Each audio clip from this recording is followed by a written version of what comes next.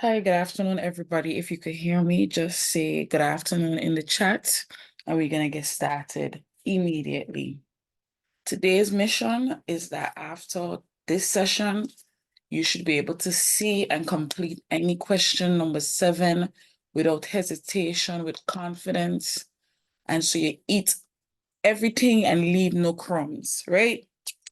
So we're going to get started. As you know, question number 7 is sequence patterns. So it requires you to be very observant and pick up the pattern with the drawings, and then you have to reproduce the drawings on your own. And then you have a table to complete with different concepts of numbers. So what we're going to do first, I'm going to just recap how do you find the nth rule and the nth term, because that's extremely important. And to also remind you about how to find missing numbers in the table given specific details. So keep in mind that this question is actually heavily based on algebra. So we're going to be using a lot of algebra, a lot of transposing, a lot of substitution, and a lot of solving. All right. So let me know if you guys ready by saying ready, and we can jump right into it. I think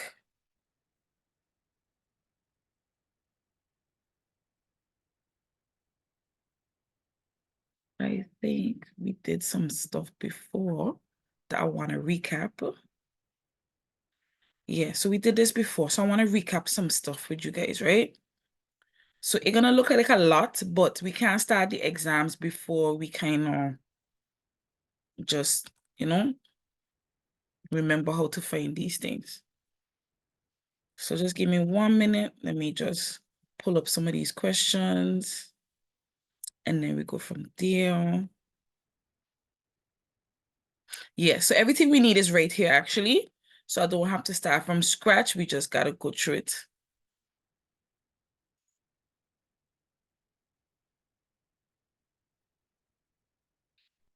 All right, so let's get started. Now, when it comes to the drawing part, we're going to deal with that separately. What I'm going to focus on right now is making sure you have the skills necessary to find the rule, which is what we call the nth term of the sequence. So we're going to take some numbers, and keep in mind, the information is always provided in a table. So if you have a table and you got numbers coming down, just go on the side, write it out like this so you can figure out the rule, which is pretty easy. I'm going to show you how to use it both ways. All right. So as you know, numbers, sequence, and patterns follow a specific rule, right? That rule will allow you to find any missing term, regardless of how close or how far away it is. So for example, we have 2, 4, 6, 8, 10. N represents the position a number falls in that pattern and sequence. Everybody with me? So we got 2, 4, 6, 8, 10. 2 is where N is 1 because that's the first number in the sequence. 4 is the number when N is 2 because that's the second term. Third term, fourth term, fifth term. If you got it, say got it, because that's extremely important. So when they ask you for the nth term, you should know the nth term is the rule that dictates what number falls in a specific position. Okay? Usually in every table, the first column tells you N. It tells you the position. So that's something you always got to pay attention to, because what we're going to see is that some of them might give you 1, 2, then they're going to do a dot, dot, dot, 5. So you should know that the next term is not 3. They skip some numbers and then they give you N is 5. And then they're going to give you dot, dot, dot, 12. So you should know, even though you're following the pattern, if the pattern is add 2, you cannot just assume that the next term is just adding 2 to get the fifth one, because this is the fifth position, which means it skipped position 3 and it skipped position 4. And that's where students does make the most mistakes. So let me make sure I lay on, all right? Most people think question 7 is the easiest question, but they don't realize that it's way more complicated than it looks. So you have to be careful. You have to be vigilant. Now, what I am going to do first is identify all the different types of numbers you should be looking out for. The first set of numbers is even numbers. That's the easiest one to figure out because, even numbers are numbers that you could divide by 2 and it follow the pattern 2, 4, 6, 8, 10. Now, how do we find the rule? If the number that is being added to every term is the same, you're going to multiply that number by n. In this case, because it's even numbers, our rule is just 2n. So when n is 1, the answer is 2. When n is 2, everybody see what I'm doing here? When n is 1, you got 2 times n, so your answer is 2. When n is 2, your answer is 4 because 2 times 2 is 4. When n is 3, your answer is 6 because 2n is the formula and 2 times 3 is equal to 6. If you got it, you got it because I'm going to be moving a little faster because we got to cover a lot of things to make sure you're aware. So the first thing you should be able to pick up is even numbers, and you should know that the rule for even numbers is always 2n. The next one is odd numbers, and you should know how odd numbers look, starting with 1. So let's take a look at how we identify the rule for odd numbers. Look at this. The numbers being added is also 2. Everybody realize that? So every number is add 2, add 2, add 2. So your base of the formula is 2n. But check this.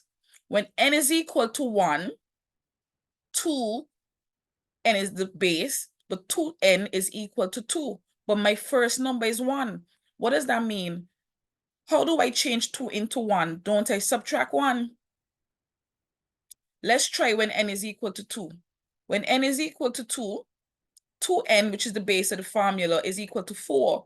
But I want 3, so I got to do what? Subtract 1. Because this is going to give me 1, this is going to give me 3. Everybody realize what's going on? So you notice that the formula is not 2n, but 2n minus 1. So how do we get the base of our formula? The base of our formula comes when we identify the constant number that is being added or subtracted. Then we need to identify, well, our answers when we multiply by 2n. And remember, 2n just means multiples of 2. 2, 4, 6, 8. But the numbers we want is 3. So how do I go from 2 to 1? I subtract 1. My thing stick. Hold on there. So as I was saying, how do I go from 2 to 1? Let me use a different color. Let me use green. I subtract 1. How do I go from 4 to 3? I subtract 1. How do I go from 6 to 5? I subtract 1. How do I go from 8 to 7? I subtract 1. 10 to 9, subtract 1. So the formula obviously means 2n minus 1. Everybody following?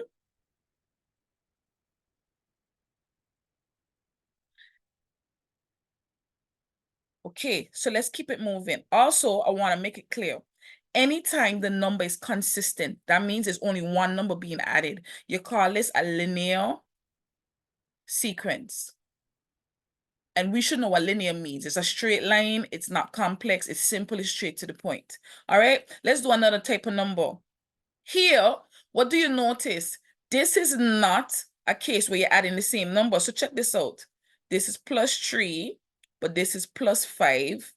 This is plus 7. So you realize it's not linear, but you got to pause and watch the type of numbers you got going on here. 1, 4, 9, 16, 25. Anytime you see them numbers, what's the first thing that should come to your head? Square numbers. So you know the formula is n squared. Everybody with me? This is something that must click in your mind immediately. You must see it, you must know. Square numbers, direct. So again, what are the 3 base numbers you should always remember? Even numbers, 2n. Odd numbers, 2n minus 1.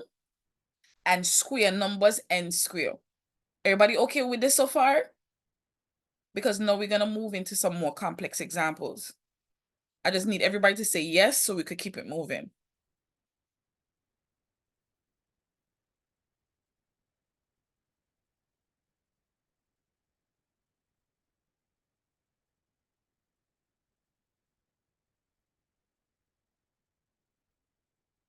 All right, so let's start looking into some examples because this is the skill we need to have.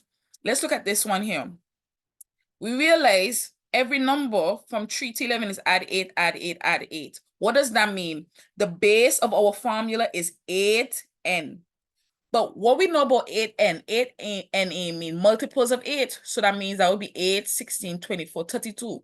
But look at it. Then the first number is not 8. So that means we got to do something to 8 to turn it into 3. What would that be? -5. But it must be consistent with every term to be the formula. So let's check. 16 minus 5, is that 11? Yes. 24 minus 5, is that 19? Yes. 32 minus 5, is that 27? Yes. So what does that mean? Our formula is 8n, which is the base, minus 5. So let's do one more, and then I'll give you one to try on your own. Same thing here. Let's go. We got 6, 14, 22, 30. Let's see if there's a consistent number. If I add, what do I add to 6 to get 14? I add 8. 14 to 22, I add 8. 22 to 30, I add 8. So we know what's the base of the formula again? 8n. But 8n means multiples of 8. So that's 8, 16, 24, 32. But that's not the numbers. How do we go from 8 to 6? We minus 2. 16 to 14, we minus 2. 24 to 22, minus 2. 32 to 30, minus 2. So what is our overall formula? 8n minus 2. One more for the road, and then I'm going to give you one to try. Here we have 4, 5, 6, 7. Okay. These look like numbers that go in right after each other, which we call what? Consecutive numbers. Listen to me.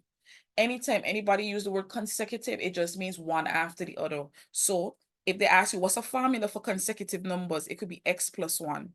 Because that means whatever number you have, the next number can always be that number plus 1. Everybody with me?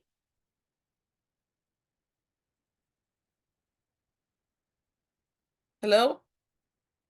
So suppose I ask you for 3 consecutive numbers. The first number is x. What is the next number after x? It will be x plus 1. What will be the next number after x plus 1? I got to add on an x plus 1 in it because the number after 2 would be 3, which is another plus 1. But I know, what would that give me? That would give me x plus 2. Everybody with me? And it doesn't matter which variable you could use. You could use y, you could use m, but generally we gravitate to using x. All right, so let's look at this question. Here I see we got 1, but in algebra, we know we don't say 1n. We're just gonna say what? We're gonna just say n. Everybody agree? But n is counting numbers, so that means n gonna be 1, 2, 3, 4. But the first number is not 1, the first number is 4. How do I change 1 to 4? I add 3. So let me add 3 to everybody else and see if it lines up with the sequence. So 2 plus 3 is 5, it does. 3 plus 3 is 6, it does. 3 plus 4 is 7, it does. So guess what you're gonna do for me now? Everybody, I'm gonna give you a sequence and we're gonna see if we can figure out the formula.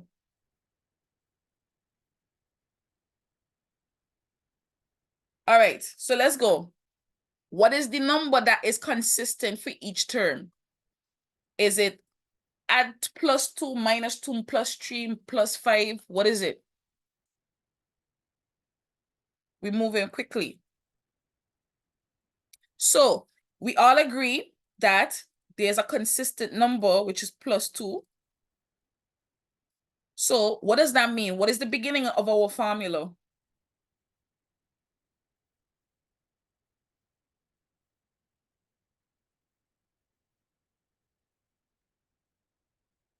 Talk to me, people, everybody, let's go. We in exam mode. We got literally 7 days until the exam, and we could do this. We know the formula gonna be 2n. Remember that? This number gonna be the number in front of n. Just a reminder. Remember, plus 8 gave us 8n. Plus 3 gave us 3n. So just to make sure we clear, plus 2 gonna give us 2n. Okay? Now, what does that mean? We're counting in what numbers? We're counting in 2s. Everybody agree? Counting in 2s is our base.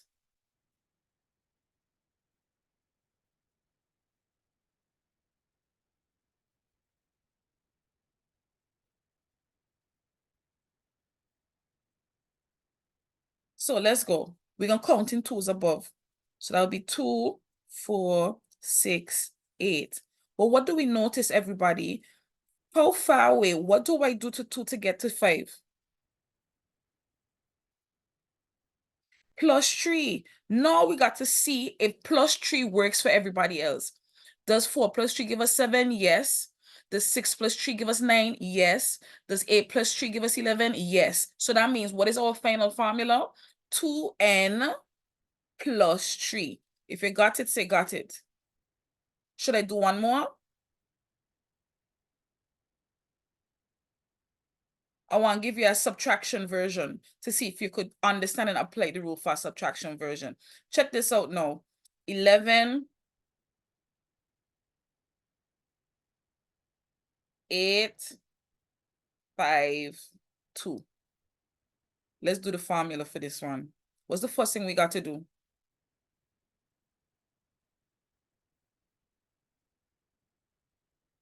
What's the first thing we got to do? And find out how to go from here to here. So talk to me. What do I got to do to get from here to here to here? What's the pattern? Excellent job, everybody. So it's minus 3. Now, what does that mean for our base formula? What is going to be the base of our formula?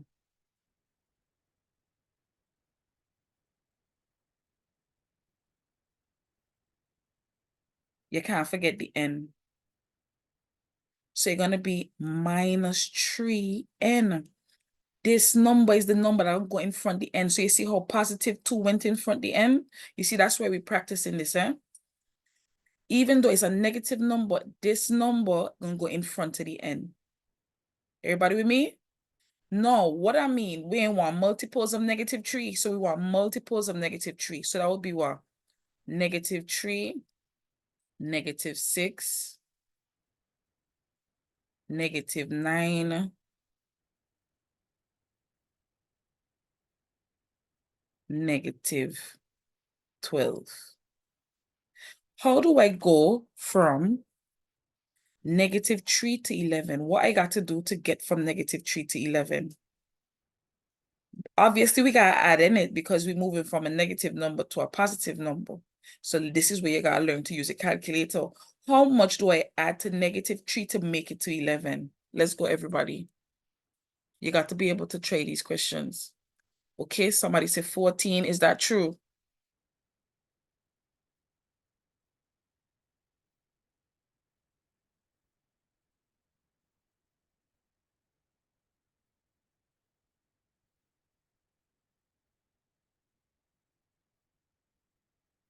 So adding 14, right? Everybody get calculators. When I add 14 to negative 6, do I get 8? Let's check it out. When I add 14 to negative 9, do I get 5? Is that true? When I add 14 to negative 12, do I get positive 2? So that means what is our formula? Negative 3n plus 14. If you feel better about it now, say got it.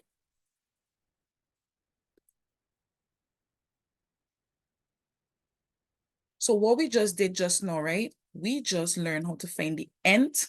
This is the nth term. That's what you call the nth term. That means I could calculate any term. So I want to go back a little bit here. Let's use this example up here. How is this useful to me? I could find the number in any position. So for example, this was position 1, this was position 2, this was position 3, this was position 4. Suppose they tell me find position 10. That's the 10th position where n is equal to 10. Nobody expect you to go right out all the numbers till you reach the 10th position. What do you use? In the formula? And we should know how to use formula. You say the formula is 2n plus 3. We know what n is. What is n? N is 10. And isn't that algebra? If n is equal to 10, everywhere we see n, what are we going to switch it out with? The 10. So it's going to become 2, and instead of the n, my pen tripping out again. Instead of the n, we're going to switch it out with 10 plus 3. And we know what this means. 2 times 10 is 20. 20 plus 3 is 23. That means the number in the 10th position is 23. Everybody understand how we use the formula? Why the formula is useful? Do not go in the exam, go right out the lot of numbers. Hello, every minute counts. All right, so let's move on. So what we just did just now, ladies and gentlemen, was learn how to find the nth term for a linear sequence. That means that there's a consistent number being added to each term. I am going to now show you how to do it for quadratic equations. And let me explain to you why I have to. That comes once every 5 years. They hardly break because that's the hardest version of this question. For me gonna make sure you know how to do the hardest version of the question, because in the table, it comes, 6 on some demon time, and we got prepared for the worst. So let's look at the quadratic version of this example, and we're gonna start here. So ladies and gentlemen, if you know you need to write this down, I think you should. Let me show you. The first thing you're going to do is just like what we did before. So check this out. I got 1, 7, 17, 31, 49. When I do each step, what you notice, the numbers are not the same. Everybody with me? This is the first thing they're going to tell you this is not linear. So let's make sure you understand. Everybody with me? From the time you do this and notice each number different, the first thing that should come to your head is not linear. You got to do something different. So step 1, find the constant difference. So since you did this step, you got to do it again. So now we got to go and find if 6, 10, and 4 got something in common. So let's see, when we do it, what do we notice? They now have something in common. What do they have in common? 4. Step 2, divide that difference by 2. This is the part students that's forgetting the exam. You see this? They just forget about that. So our base formula is not going to be 4n. Our base formula is going to be half of the 4, which is what? What's half of 4? 2. But instead of the regular n, it's going to be 2n squared. So let's pause right here. Everybody with me? So what I'm going to do, I'm going to do it over. I'm going to do it over from scratch so you could follow me. So let's say these are the numbers that we're given, because this is actually probably be more important than the basic one. You have to be able to do this. So 1, 7, 17, 31, 49. All right, so again, let's start it. From here to here, I know it's plus 6. From here to here, wait, but that's plus 10. So I realize, okay, the numbers are different. So this is not a linear equation. From here to here is plus 14. And from here to here is plus 18. So once the numbers don't match, that means you got to do it again. You got to go again. You can't stop until you get a constant number. So let's go again. From here to here, plus 4. From here to here is plus 4. From here to here is plus 4. Okay, so now I got a constant number. But because I had to do these loopy thing twice, that's the kind of thing to help you remember you got to divide by 2. Everybody with me? Because you did it twice, that should be the thing that reminds you to divide by 2. So I got 4, so I'm going to say 4 divided by 2 is equal to what? 2. So my base formula now is going to be 2n squared, because I know it's a quadratic sequence and not a linear sequence. If you got it, say got it. I can't move forward unless I understand that part there.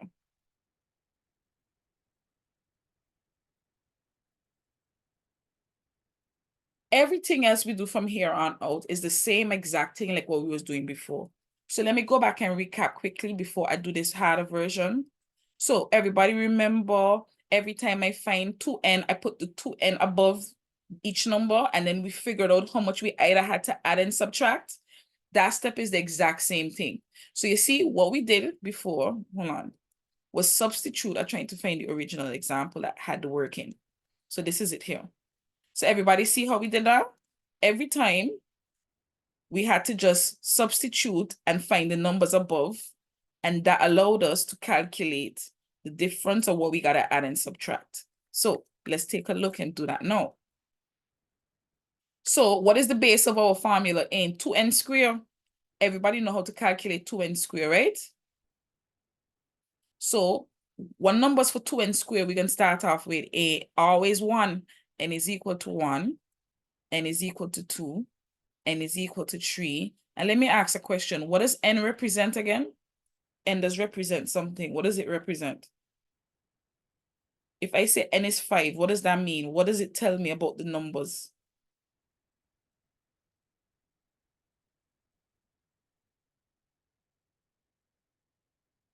See that me y'all not listening. And y'all got to remember when bad man talking for a reason, you know, peoples. Bad man saying the thing for a reason. N represents the position of the number. So if I say n is 3, that means you're looking for the number in position 3. If I say n is 10, that means you're looking for the number in the 10th position. Bad man ain't say you're wrong, Canava. I was waiting for other people to talk the things. You check. So big up yourself. All right, so let's continue. So we want to know the number in the first position. So what do we do? Algebra again. N is 1, so we substitute for n is 1. So that would be 2, 1 square. What's the answer for 2, 1 square? And I'm asking this for a reason because when we go down, it could have 2 possible answers. So I need to know y'all working it out the right way. What's the answer for 2, 1 square? Excellent. So the next one, so I know I'm going to put 2 above here. Next one is 2 square. What's the answer? I'm asking this for a reason. I need more people to send me their answers. What is 2n square? Excellent, because you have to square first. So that's 4 times 2 is 8. Very good. What is 2 to the 3rd power? What's the answer?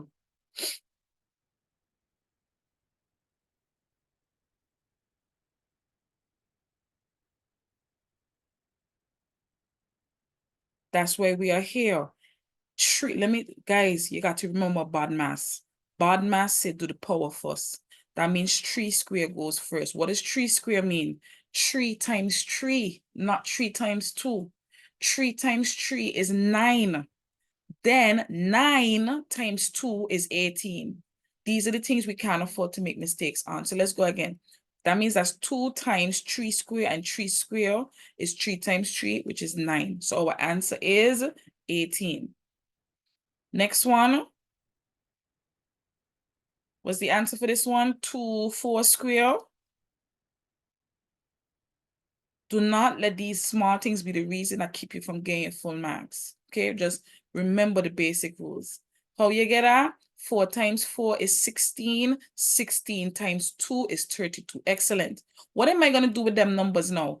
Remember, these numbers is the numbers that's supposed to go where in right above. Okay, so these are our numbers that is go above. So they're going to be 2, 8, 18. What the next one is? 32. So we need to do all. Now, what do we do next? A and C, how to finish the formula? Remember, these answers come from the base. And this is going to tell us what else we need to get the final formula. So how do I go from 2 to 1?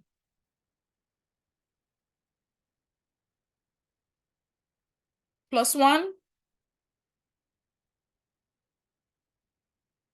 Minus 1, because we're going from 2 to 1. 8 to 7, minus 1. 18 to 7, minus 1. 32. So what is our final formula then? Our final formula is 2n squared minus 1. Everybody okay with this? Can we do another one? Let's try another one together. So I'm going to take all the examples we had from before, and we're going to just do them over.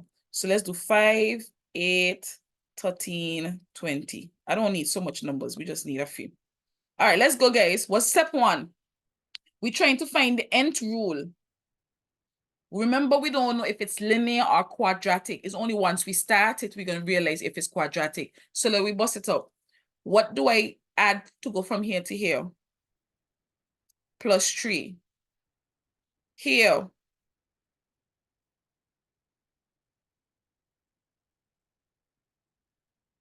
Plus 5. Here. Plus 7. What's the first thing we realize here? What does this mean? What type of sequence we got? Linear or quadratic? Quadratic. If all these numbers had matched, that would have just tell us that it's the linear, and that would have been easy and we would have finished faster. But because it's a different number, we know it's quadratic. That means we got to go again. We got to do the loopy again. So what do I do from here to here?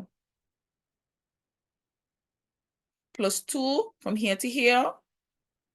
Plus 2. Are we done now? Yes, because now we got the matching numbers. But because we had to do the loopy thing twice, what do we need to do now? 2 divided by 2 is equal to what? 1. Everybody remember that? So what is our base formula then? Our base formula going to be 1n squared. Should I leave this one?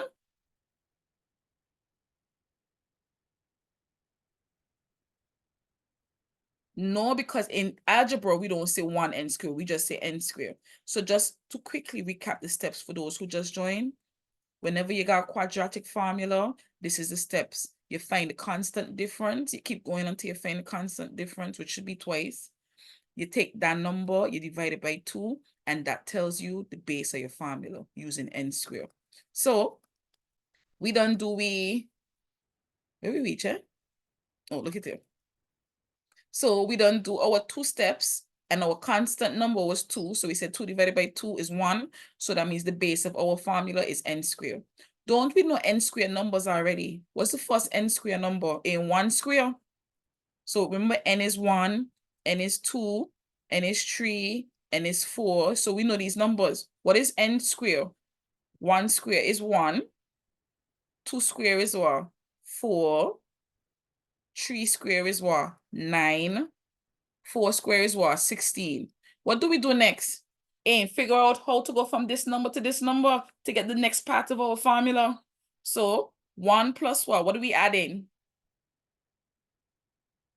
Plus 4. Is that true? So let's see if it's true for everybody else. That's true. That's true. That's true. So that means our formula is what? N squared plus 2. All right, I have a challenge for the class. Y'all ready for your first challenge? So we're going to do one of each. So let's do the first one.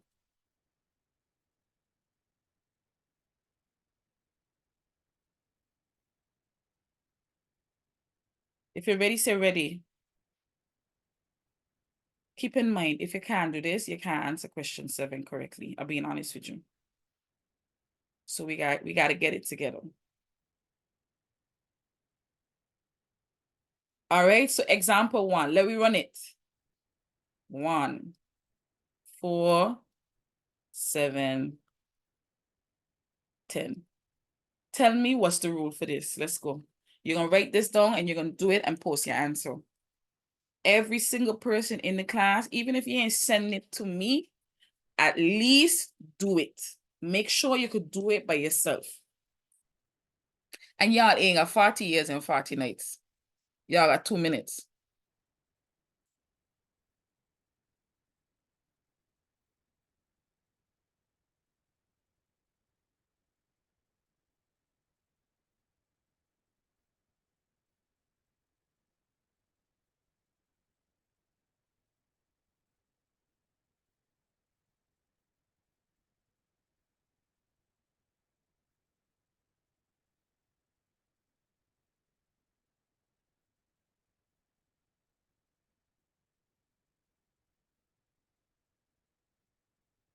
Leon, why are you putting the 3 in the back of the N?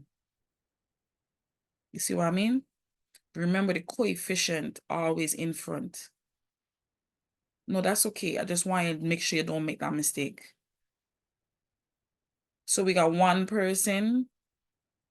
2, because I think Leon also sent his answer. Anybody else? Just to give me an idea of how we looking. So everybody getting 3n minus 2? Make sure you could get it in the guys. We gotta make sure we can do this. We gotta make sure we can do this.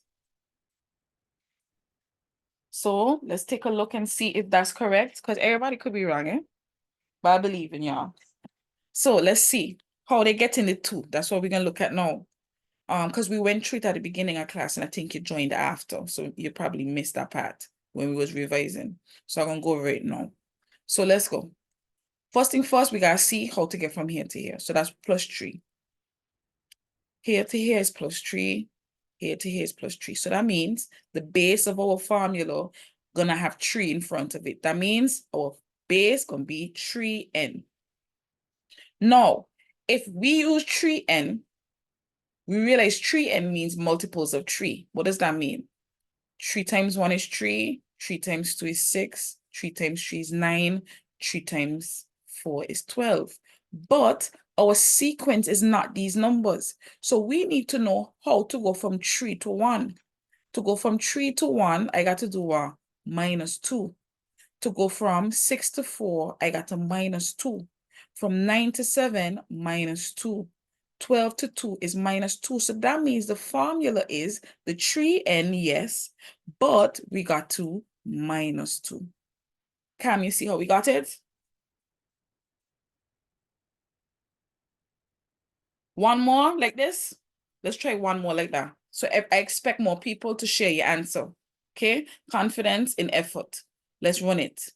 Okay.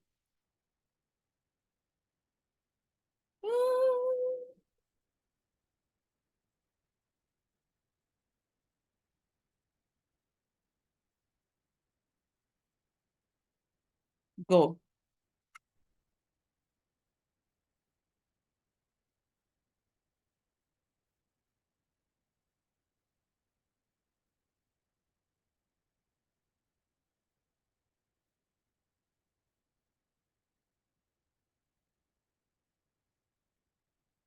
Yeah, supposed to done notice something by now, you know. Like all of y'all are my students. All I should have been noticing something already and posting the answer. You can't let something that's so easy throw you off.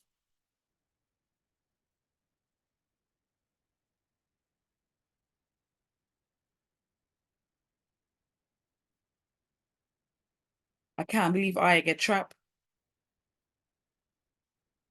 The answer? Come on, I need to see more people try. What did you get? What did you get? What did you get? What did you get? So this is a trick question because guess what? If I go from here to here is +5, from here to here is +5, +5, right? So we know the base of our form is 5n. So we're going to say multiples of 5. The multiples of 5 is 5, 10, 15, 20. Me ain't got to do nothing to these numbers. They ain't done match. So that means our formula is just 5n. So everybody who add in +5, you made it wrong because +5 would have mean the first term is 10, but the first term is just 5. If you got it, say got it. And you got to be prepared. You got to be vigilant like that. You got to make sure that even though you know the rules, you don't do things that's unnecessary, okay? All right, so one more, the easy one, and then we're going to try the hard one. So one more, the easy one.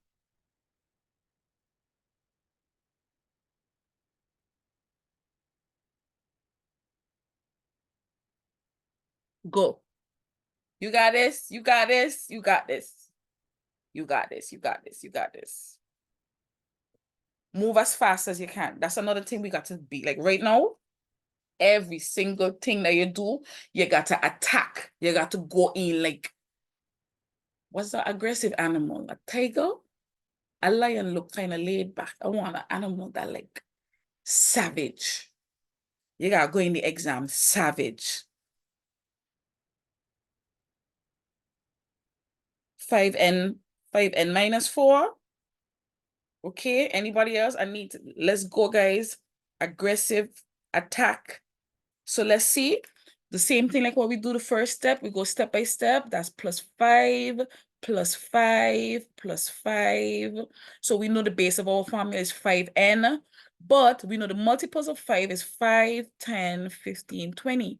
But we want to go from 5 to 1. What do? We minus 4. We minus 4. We minus 4. So that means what is our formula? 5n minus 4. Excellent, everybody. Cookies for the whole class. Next one, no. Let's try this here. Hold on. Even though. Let me get a new one. Hold on there, guys. Let me get a new one for y'all to do.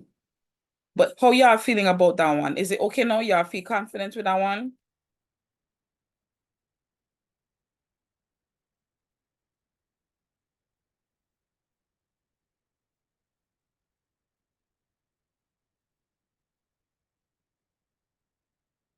Okay, ready. Try this one for me. Try this one for me. Hold on, hold on. I'm trying to find an easy one. I got something but it kind of hard.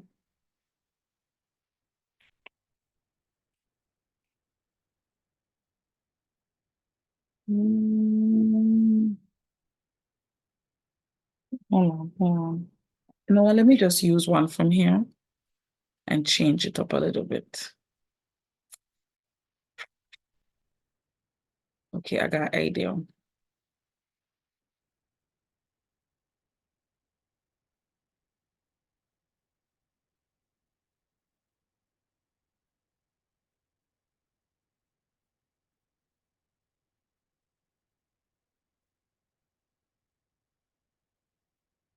Hold on.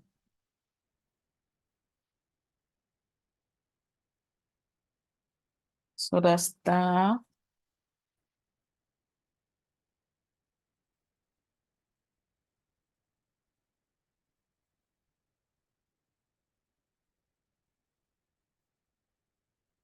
All right, try this one for me, guys. Try this one.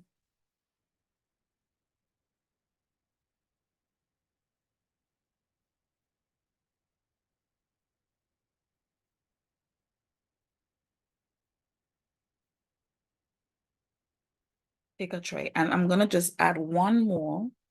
I'm going to do one more for practice after, and then we're going to go into, it's now 6 o'clock. We got 10 more minutes, and then we're going straight into the past paper practice.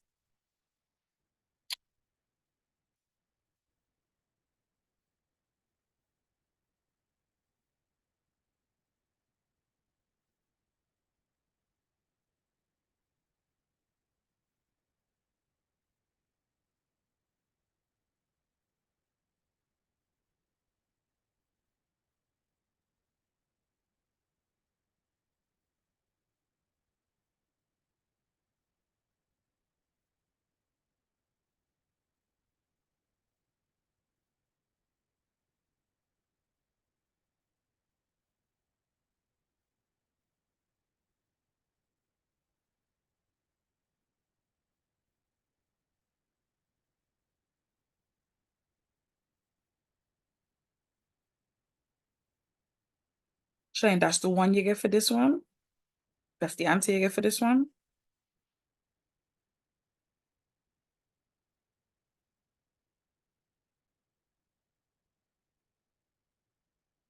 Okay. Y'all getting through? First of all, which one is this one? Is this the linear or is it the quadratic?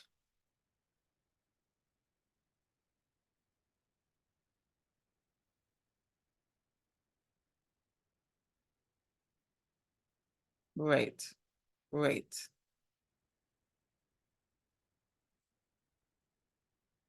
Anybody stuck?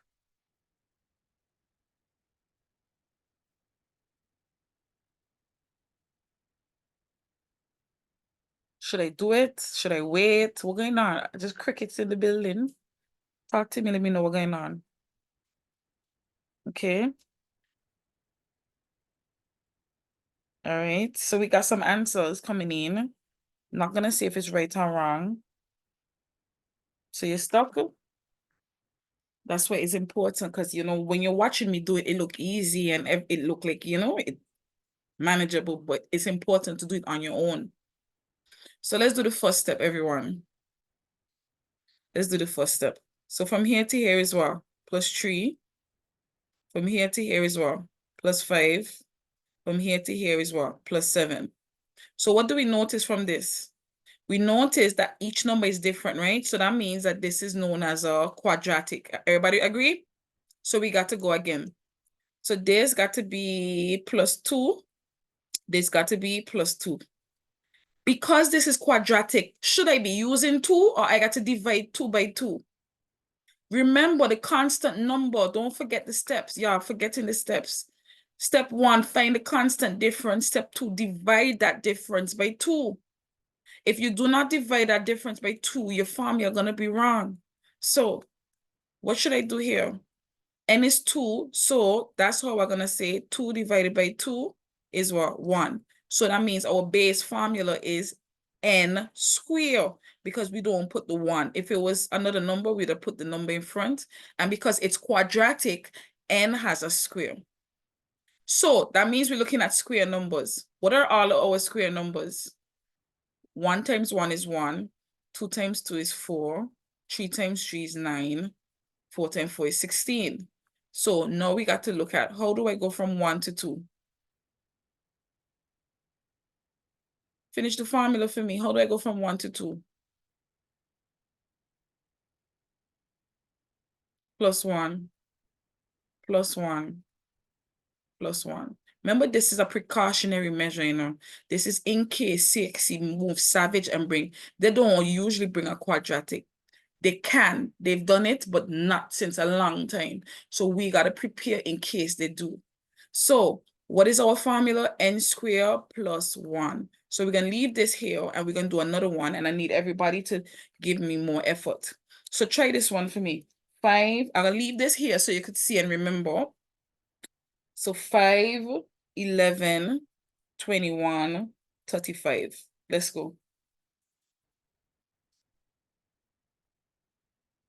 See how far you could reach.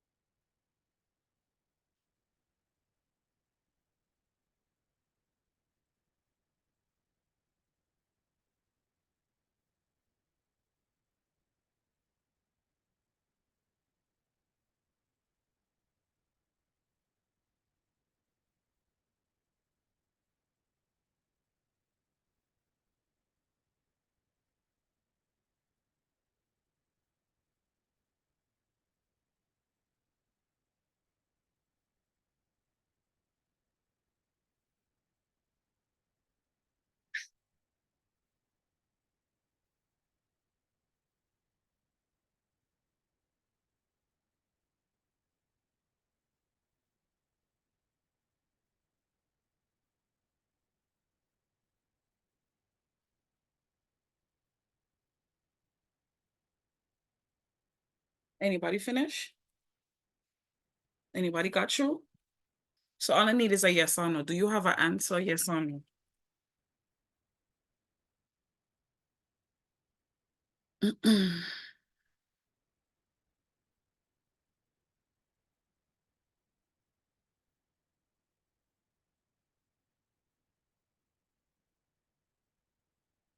All right. So what I'm going to do after, I'm going to give y'all some to practice on your own, and it's important for you to be able to do so. Okay. So let's go. This is the last one, and then we're moving on. So what is, don't know what I'm doing now.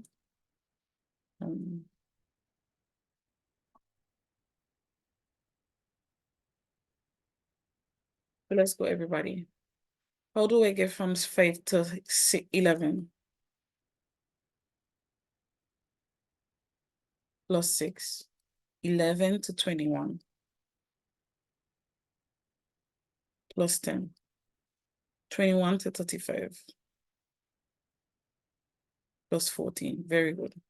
So we know from a fact that this is a quadratic, so our answer going to be n squared. What going to tell us what comes in front is when we do it again and we find that number and we divide by 2. So let's bust it up again. How do I get from 4 to 10? Plus 4, 10 to 14, plus 4. So what do I do then? I have to say 4 divided by 2 is equal to what? 2. So our base formula is what? 2n squared. How much people reach here at least?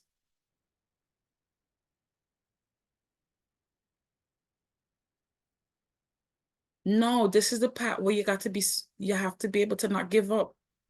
Remember, we got to find the positions above these numbers, right or wrong. So now we got to use this formula to find out when n is equal to 1, what number that can give us, we put it over 1. When n is equal to 2, we find that number and we put it over the second position. When n is equal to 3, we put it over the third position. And when n is equal to 4, the fourth position. Everybody see what's going on now? You now got to calculate those numbers. So when n is 1, that mean we finding 2 1 square. So let's go. What is 2 1 square?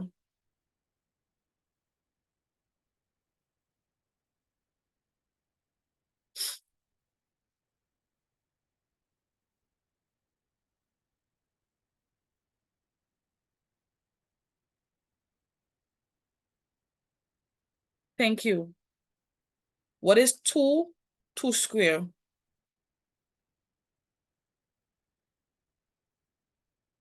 That's what I like to see. What is 2 3 square?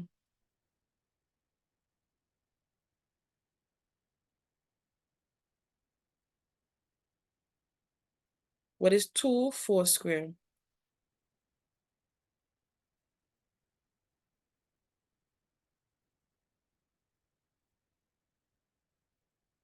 $32. So where these numbers gonna go in above? So there's gonna be 2, there's gonna be 8, there's gonna be 18, and there's gonna be 32. Everybody with me? And from there, we're gonna now find the extra piece of our formula. So 2, what do I do to get 2 to 5?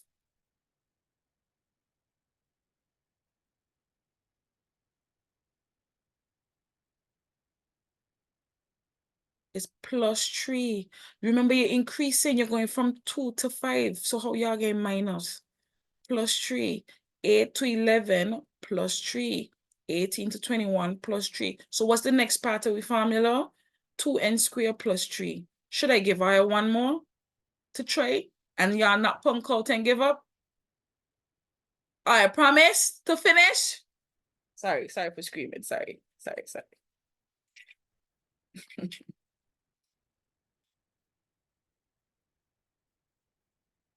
All right, let me make up a question. Hold on. I'm gonna make up a question for you guys.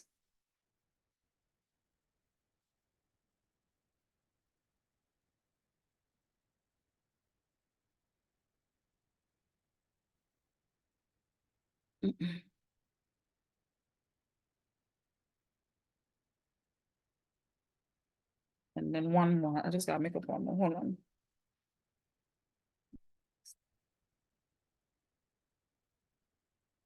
Okay, I got it. I made this one a little harder because I feel like we got to be able to handle things that are challenging. We got to start practicing now. So this one now is 4, 13, 28, 49. And let me tell you something now. You got to start making up your mind that you want passer. And when you make up your mind to pass, that should drive your hunger to prepare the best way you can. You're not going into the exam hoping that it's easy. You're going in the exam prepared for the worst exam that they've ever gonna bring because you're ready to tackle it. So I need y'all to have a kind of mentality because your mentality actually is what gonna set how you operate in the exam. Do not go in nervous, do not go in frightened, go in mentally prepared. So everything we do from now, if it's challenging you here, imagine how we're gonna make you feel in the exam. And that is why you got to be preparing like a beast. If you're lying and you realize you could do something, use that time that you literally could study or practice or review to study, practice, and review. So I expecting to see people posting their answer to this question. If you know you're just lying down and watching the video and you could get up and do it, get up and do it. We got 7 days until you are faced with this paper and you're gonna be on your own. So I'm waiting.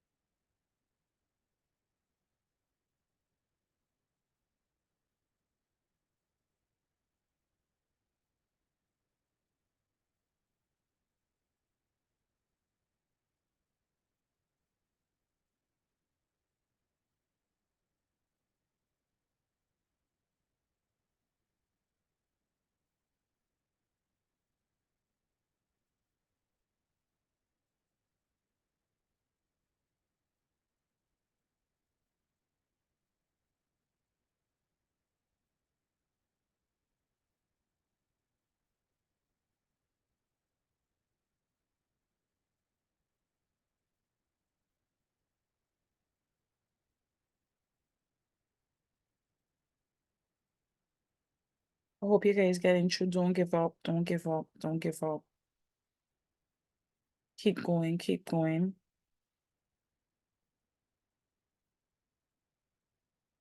Post your answer, let me see, please.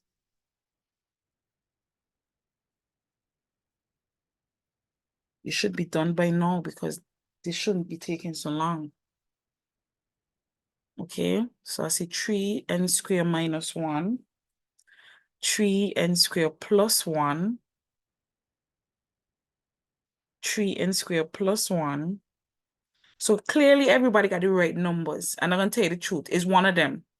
Back check your answer to see if you think it's plus 1 or minus 1. Check it back. Check to see if it's plus 1 or minus 1.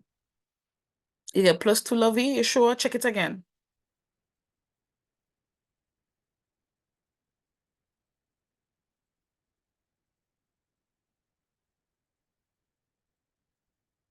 It's minus 1.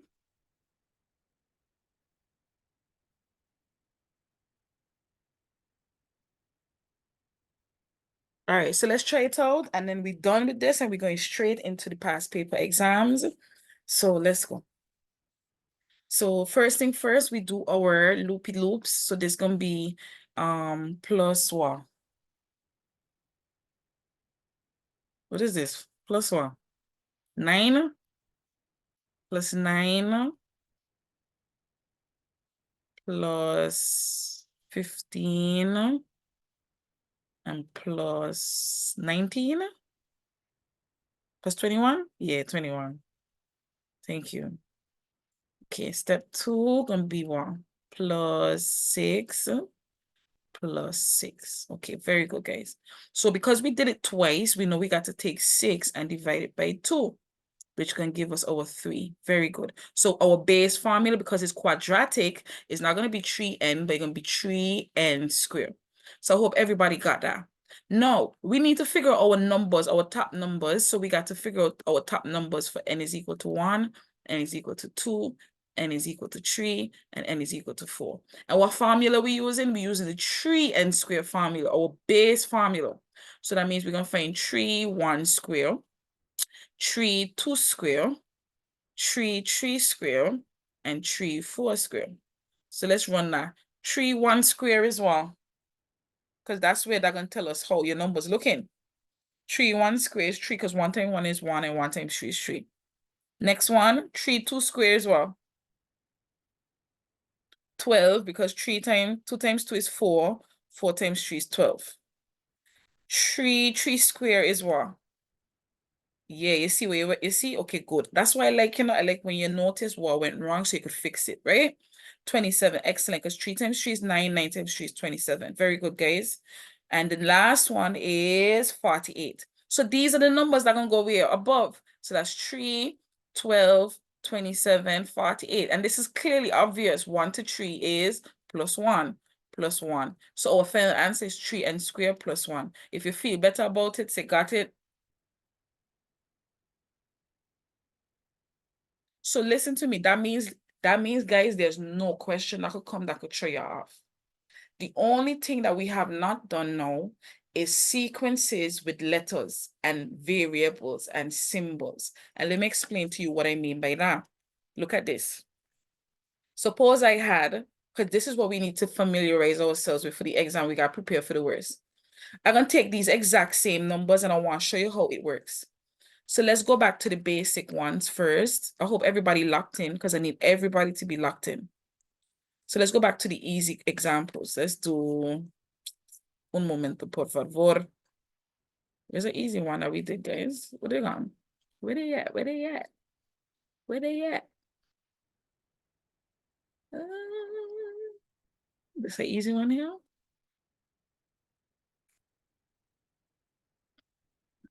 Okay, let's take this one, right? So y'all watching?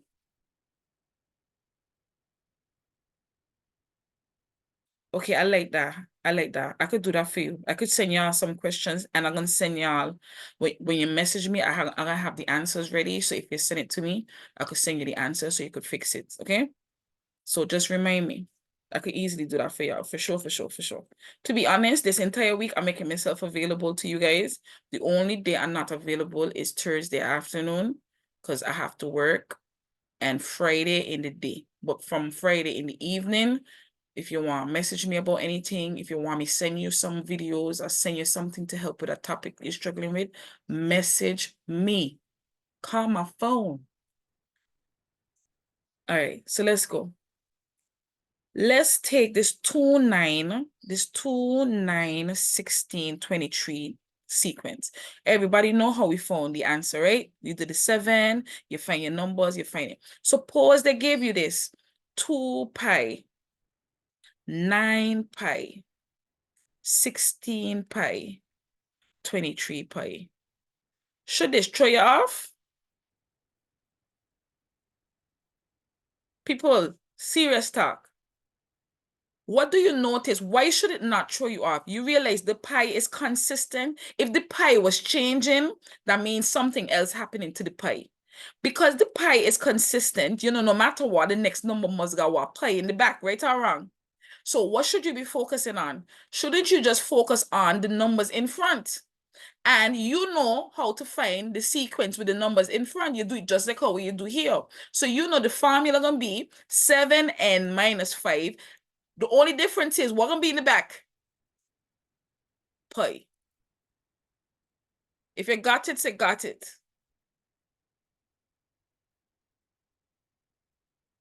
Another example, they just do this all the time. Check this now. Okay, let me do this. And this is the table, because remember, listen to me. The question's not gonna come like this in a line. It's gonna come in the table going downward. So you gotta be careful, okay? So check this out now.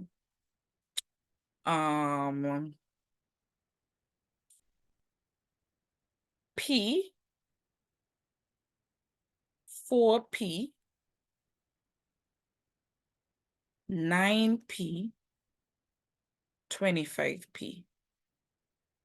What's the formula for that? And this is where I'm going to pay attention to how y'all is pay attention. Look at them numbers there. Them numbers ain't special. P got a number in front of it. What's the number in front of P? 1. So what's going on with these numbers here? What kind of numbers these numbers be?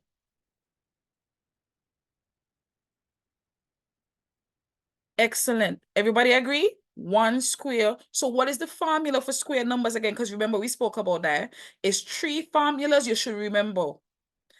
Even numbers formula, odd numbers formula, and square numbers formula. So how do I get the formula for these numbers in n square? So that means the formula is n square p.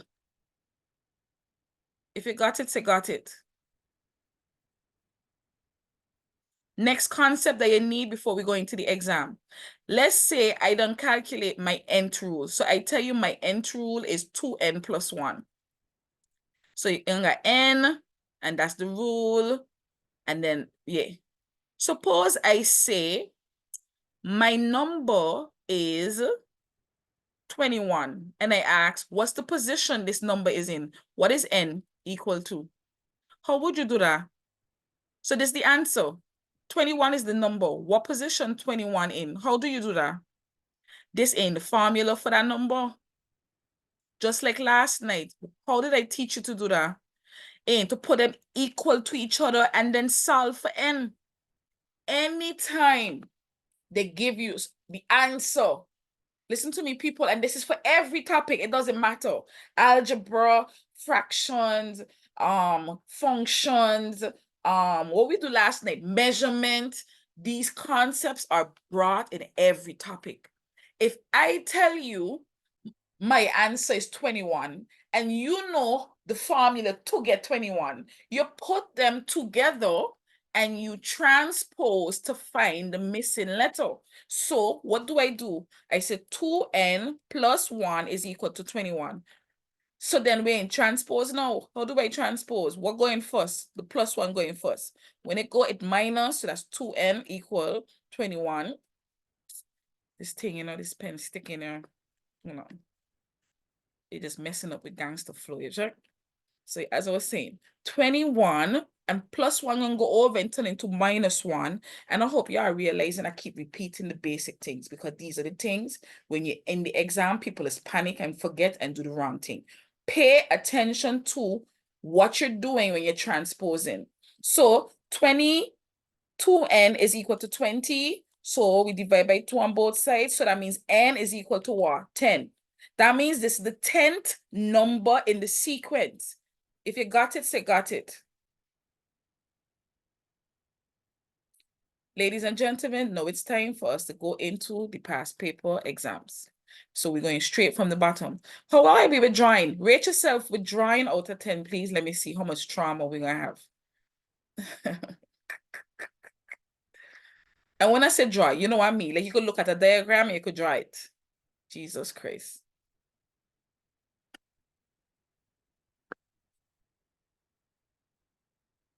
You can't draw, Lord.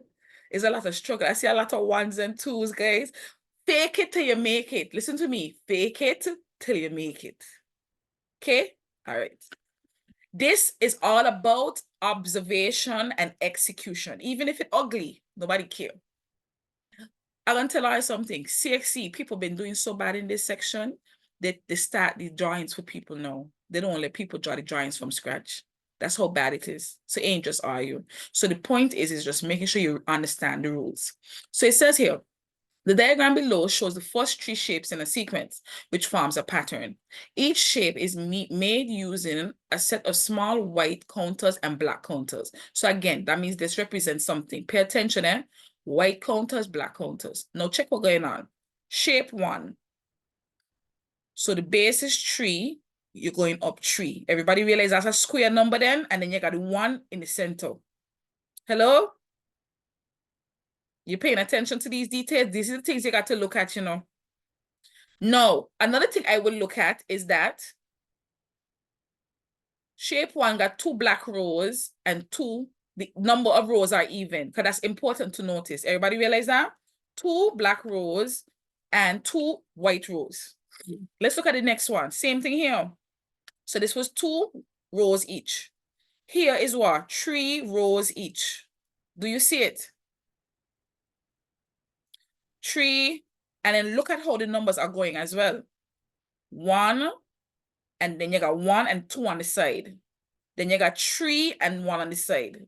Everybody see what I'm saying? Look at this again. You have to look for every single pattern to make sure you understand what's going on. So you pay attention to everything. Don't just look at it as black and white circles. And this is for any pattern. Pay attention to everything. So I don't notice, I got my 1, and then there's the 1 and side. So you start with the 3, side. So the next one I know gonna be what? 1, 2, 3, 4, 5, side. Everybody see what I'm saying? Okay. So next one now, 2, same thing, just building. So look at the numbers. 2 rows of black, 3 rows of black of each. 1, 2, 3, 4 rows of each. So to me, that's the only consistent thing that kind of increasing per diagram. Agreed? So let's look at this one now. Complete the diagram below to show shape 4. First thing first, what do you notice? This and this ain't the exact same. 1, 2, 3, 4. So they start us off with shape 3. So all we got to do is add on. What would you do first? This is a serious talk. We need now, instead of having 4 black, how much blacks we need now? Because a lot of students get it wrong, eh? So that mean we got to shade some of these here. So I would do this first. I would say 1, 2, 3, 4. I need 5. So that means I will shade this black, shade this black, shade this black, shade this black, shade this black, shade this black, shade. But what do I know I also have to do? May got to add on another black on the ends. Now, because I have 1, 2, 3, 4, 5 black, what does that mean now? I need what? 5 whites. Look how so much people fail this question here. You see why everybody, it is important to pay attention. So I got to know, first of all, full up these weights. So I got to full up these weights here. So that's a weight, that's a weight, that's a weight, that's a weight, that's a weight, that's a weight. And make sure you go back and always back check it. Make sure that, yeah, that's correct. Then I got to add on now. I put on too much black. You sure?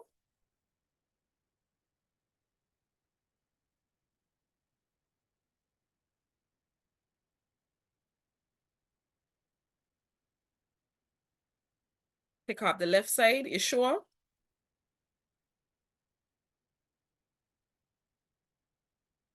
So, okay, somebody say we got too much on the left-hand side, so I have to take off these here. Anybody agree or disagree? Let's count it. 2, 1, 2, 3. 1, 2, 3, 4. 1, 2, 3, 4, 5. No shine. This is right, boo-boo. They're supposed to line up. That's how it's supposed to be. You see? So all we got, maybe because of how I draw it, look ugly. Sorry. So all we got to do now is add 2 white rows. So bam, bam, bam, bam, bam, bam, bam, bam, bam, bam, bam, bam, bam, bam, bam, bam, bam. How we looking? Be honest with me. If I didn't do that, would y'all have been able to do that on your own? Now, I'm going to tell you something. Every time we do an exam, you're going to have to draw it by yourself first before I do it. But this is what I want you to pay attention to. Everybody realize what you should be looking for.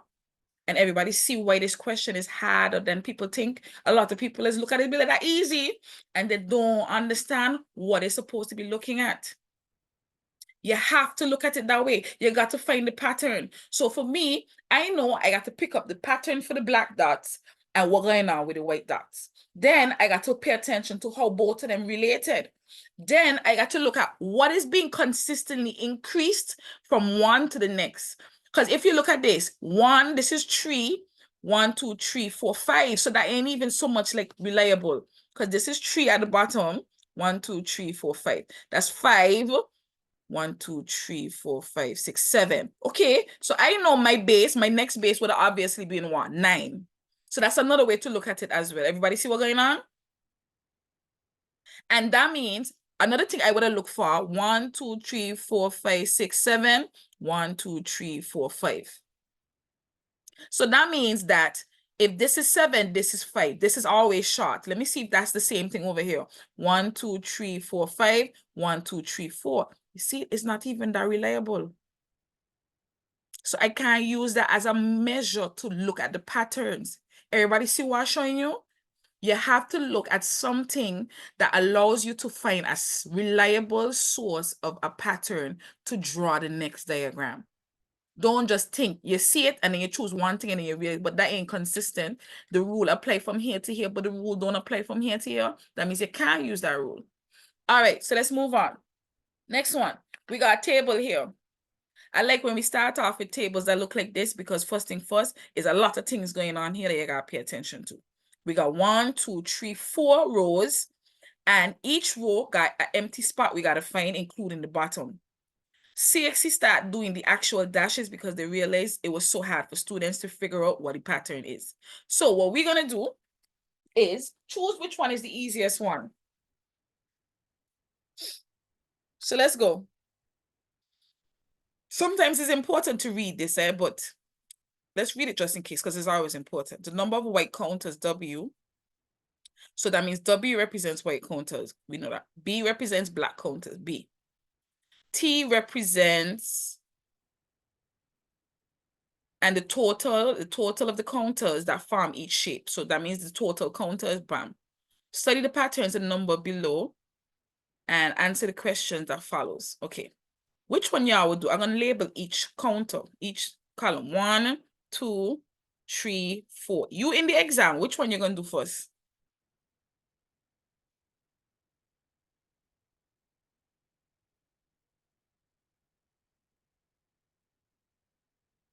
I need an answer from everybody. Which one would you do first?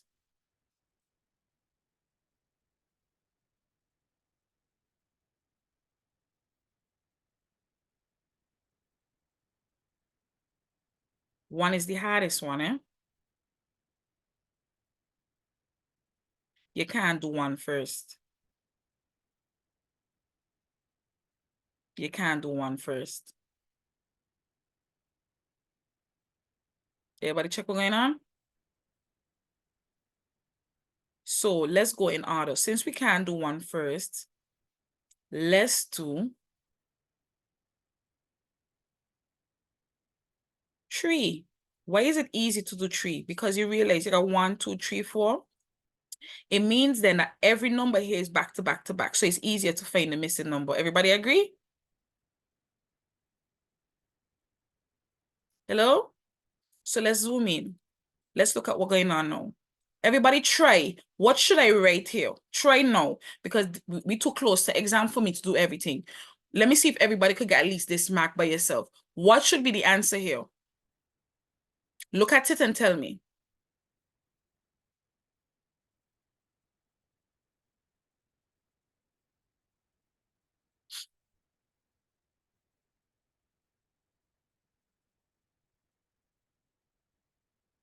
Excellent. Equals to, you got to say what it equal to.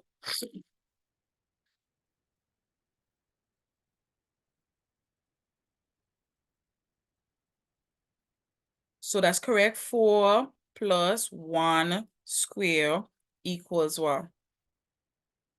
25? Everybody agree? So that means we could do over here too. So let's do over here too. So let's go. So because these are numbers, we're going to do our arrow thingy, right? So what do I add to this to get here?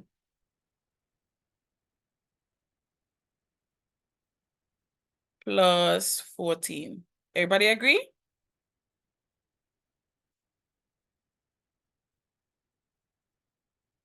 So we're going to be from here to here.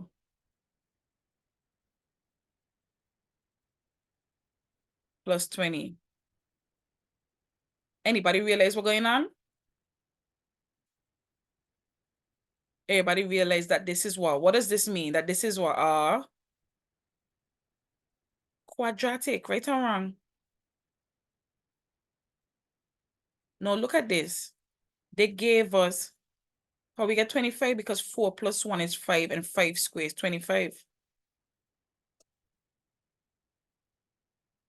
Right?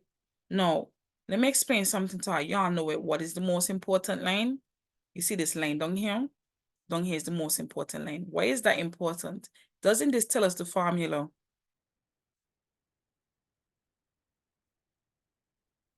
So we want to know a number. You know, you can't assume that the next number is plus 24. Not 24, 26. Do you agree? We don't know for a fact. We don't know if I say, because I know from here to is plus 6.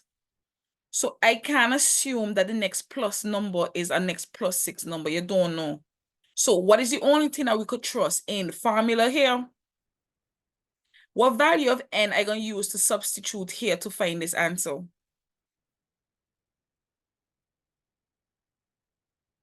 Excellent. Everybody agree? Because isn't n 4? So I'm going to go to the side and I'm going to say 3 times n squared, which is 4 squared, plus 5 times 4, which is 5 times n, plus 2. I want the answer quickly, somebody, because I'm not working out nothing. I need to know that y'all know how to find these, at least find the answer. So somebody post the answer. If one person could post the answer and somebody else confirm it, I take it. Somebody says 70. Another person says 70. Excellent. So what does that mean? That means it is true. That means the next number would have been what? Plus 26. Everybody realize that? Because 20 plus 6 is plus 26. But you can't take a chance. You can't risk it. It ain't give us enough proof to see the pattern. So how everybody feeling about these two? Everybody okay with these two? Good. All right, let's look at what we got left back now. What would be the smartest thing to do next? Ain't find your formulas. Because here's what. How am I going to find n when I don't know what I'm going to substitute these two values be? Correct. So watch the pattern now. So n is 1 and this is 1 plus 2 square. N is 2, that's 2 plus 1 square. What would be the formula for here then? Look at the pattern. So what would be my answer here? What should I write here?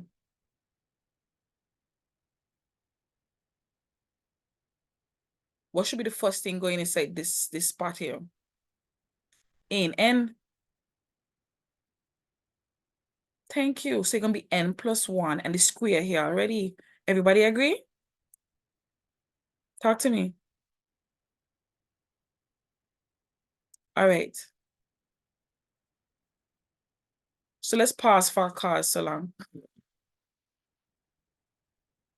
No, check this out. Y'all remember when we was trying to find what n is? They gave us the answer. No, we got a formula. So what am I going to do to find what value of n this is and put these two things equal to each other and then transpose? So let's do that. So we're going to say n plus 1 in brackets square is equal to 144. Somebody tell me what's the first thing I should do to transpose? I take my time with this for a reason. Because once we understand the patterns of the exam, we're going to just bust through. Excellent.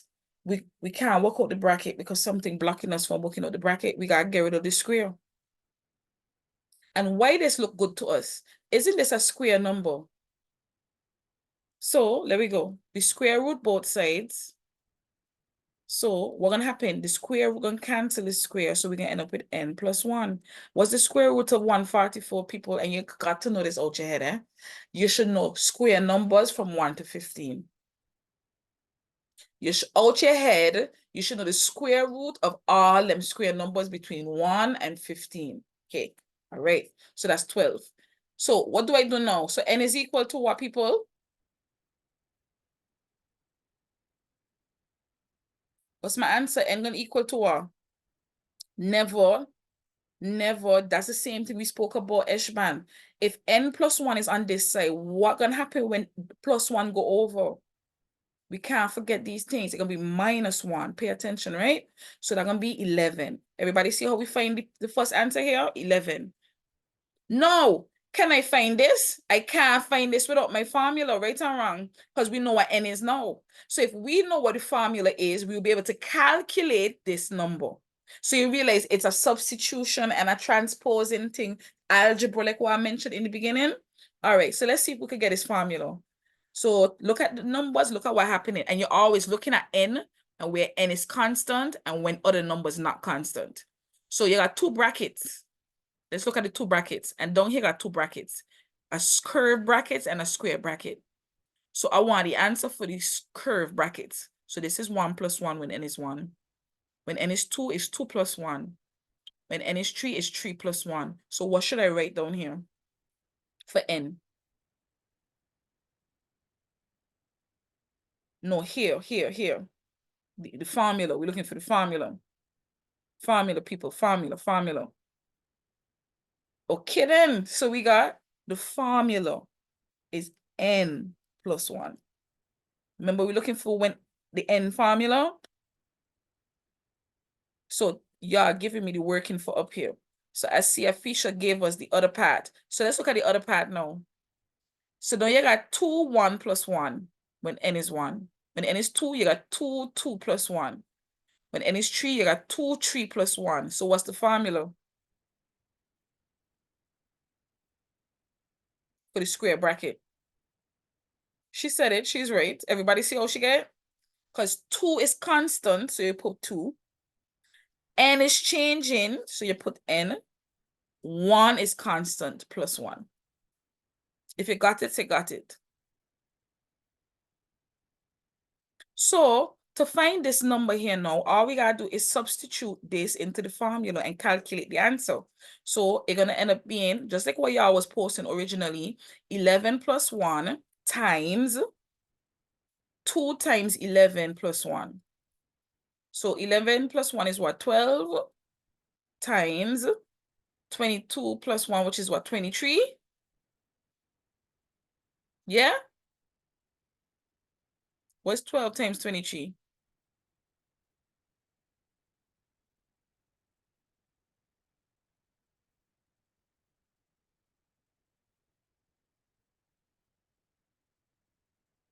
I want to hear a joke. Anybody could tell me another way to work this out without all that stress? Let me see if anybody thinking.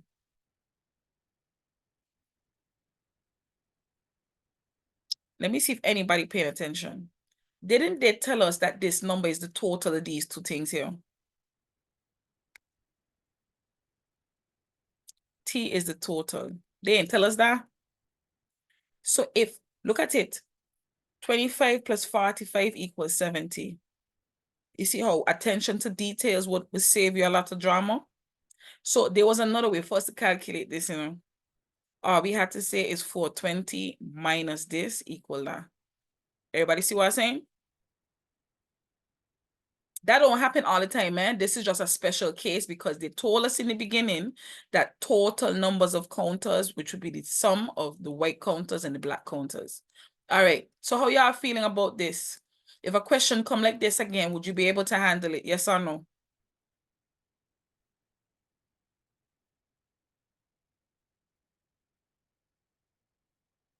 And you could be honest with me. You could be honest with me if you don't feel like you would be able to. Yeah. Because honestly, this is a question we got to mash up. We got to clean up this question. All right, let's look at the bottom part. Please know that the bottom part is always algebra, so you should be mentally prepared to deal with algebra. The expression for the total number of counters is T equal W plus B.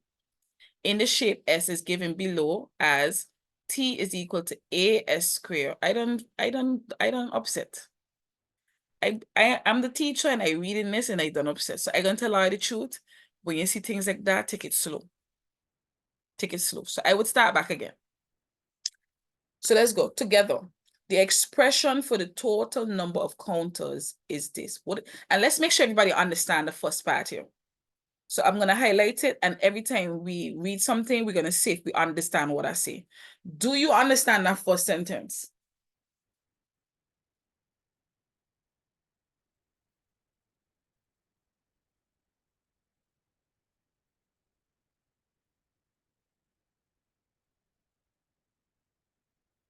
Come on, people, talk to me, because this, remember, reading is our challenge. Like, no joke, reading is the biggest challenge in the exam. No, y'all thinking like they're talking about like something random. They're not talking about nothing random. The expression for the total number of counters, what have we been dealing with all along? In white counters and black counters and total number of counters. So ain't this what they're talking about? And they literally put there T, which represents what? The total counters, which is in the table. This is why we talk about making connections. This is actually super straightforward if you're locked into what you're doing. T is the total, so that's the formula for T. Everybody with me so far? W represents what in white counters, and B represents what black counters. So let's go again. Do you understand it now? And do you know how to go about, if you read something like that, you go back up and you see what they're talking about. Where they get T and W and B, and you realize, oh yeah, W represents white counters, B represent black counters, T represent the sum of both of them, which is the total. So if you got it, say got it, because we can't move forward if you can't make sense of every sentence.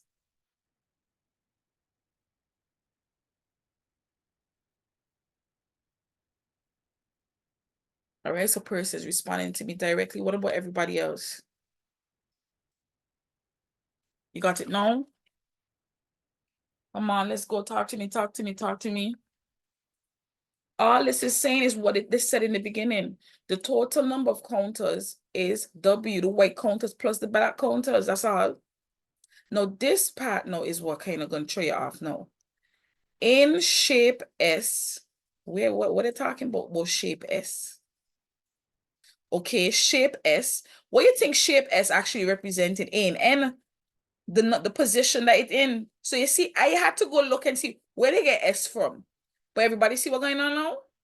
That's why I being honest about when I read what is happening in my head, so you could relate and you could know how to move forward.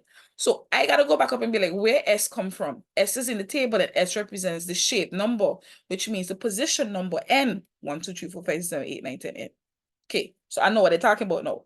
So in shape S is given the total.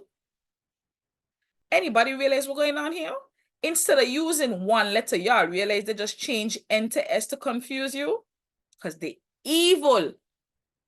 Tell me if you realize that's true.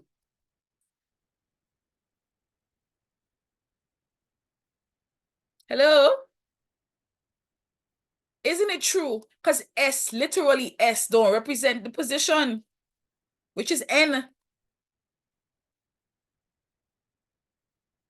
Where A and B are positive integers. Okay. It says by substituting suitable values for S, which means calculating what position, show that the total numbers of counters in shape 1 and shape 3, yeah, is represented in the equations A plus B is equal to 8 and 3A plus B is equal to 14. Bye. So let's go again. They say shape 1 is 10. Everybody agree?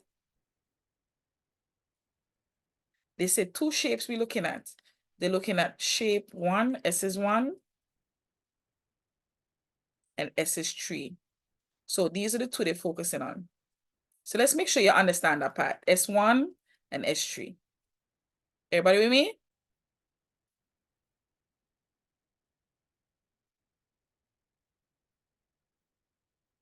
What does say A and B stands for again? Where A and B represents positive integers.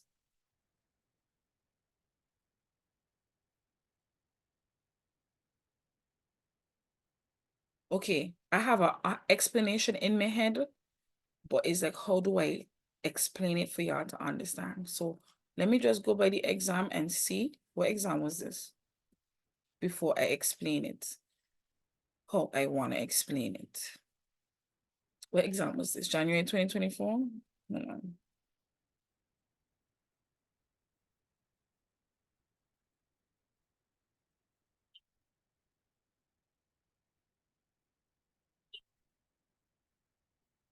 Because what is that, CXE? What is that? What is that? What is that?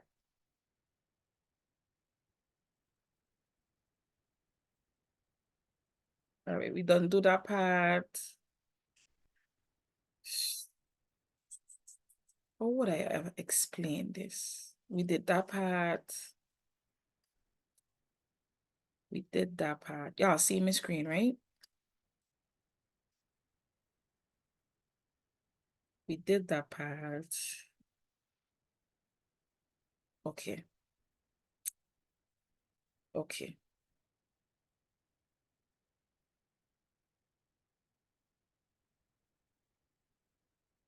Okay. Okay. Okay.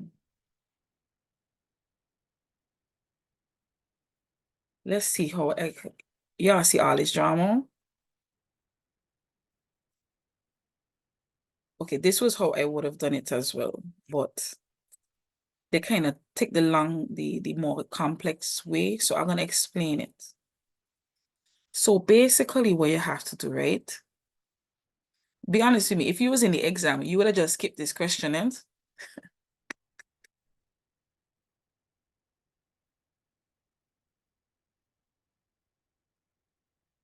okay, so my first advice to you, because this question is actually really hard. This is the hardest question I've seen in a while, and this was in January. So I'm actually really shocked that this question came in January. But it's not beyond your capability. So let me explain something. When you're in the exam and you see something like this and it kind of throw you off, put an asterisk next to it, move on. When you got extra time, you come back and then you dive into it. Do not spend all your time busting up your head on this. So what I'm going to do is explain how to approach this question. All right. So y'all want me to, right? So just let me know. Should I try to break it down and see if I could help y'all understand it a little better? Okay. So first thing first, we understand this part here. So to be honest, it's almost like they gave us an answer and they just want us to prove that this information is true. This is what the question is telling us. They gave us some information and they gave us the answer and we need to just prove that this answer is true. So let me just go back and show you the question itself.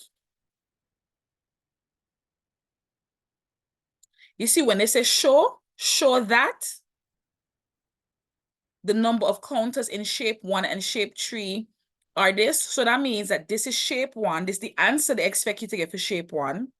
And this is the answer they expect you to get for shape 3. All right. And what they're talking about is what? The total number of counters. So when we look at the table, what's the formula for the total number of counters? In this 3n square plus 5n plus 2. But anybody realizing the relationship? Look at this. I'm going to write this next to this and see if you catch on what's going on. AS square plus BS plus 2. Tell me if you see what's going on. Because it's a lot easier. Like I'm trying to figure out how to explain it easier than how they give us. So based on this, what is telling you? What is telling us? A in 3. B in 5. Everybody check it out. Remember when I tell you that S was just a thing to throw you off to confuse you, but S really is N? Tell me if you've seen it.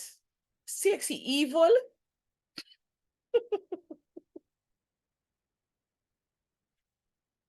Hello, more people talk to me. If you ain't seen it, tell me the truth if you ain't seen what I'm talking about. Remember in the question, I'm going back to the question, because I ain't even doing it sexy way. Remember they give us this T. Remember T is total, you know. AS square plus BS. But we got our own formula for T already in the table. But what I did, I just put them next to each other because like, oh, you got two different formulas for the same thing. Let's put them together. And then you remember, I told you that S is just another way to represent what? S is another way to represent N. So what did they ask us? They said prove that A plus B is 8 and 3A plus B is equal to 14. So when I take my formula, what do I get? If I compare A is 3 and B is 5, what's the first thing that they ask us to prove? A plus B is 8? If A is 3 and B is 5, that means 3 plus 5 ain't equal to 8.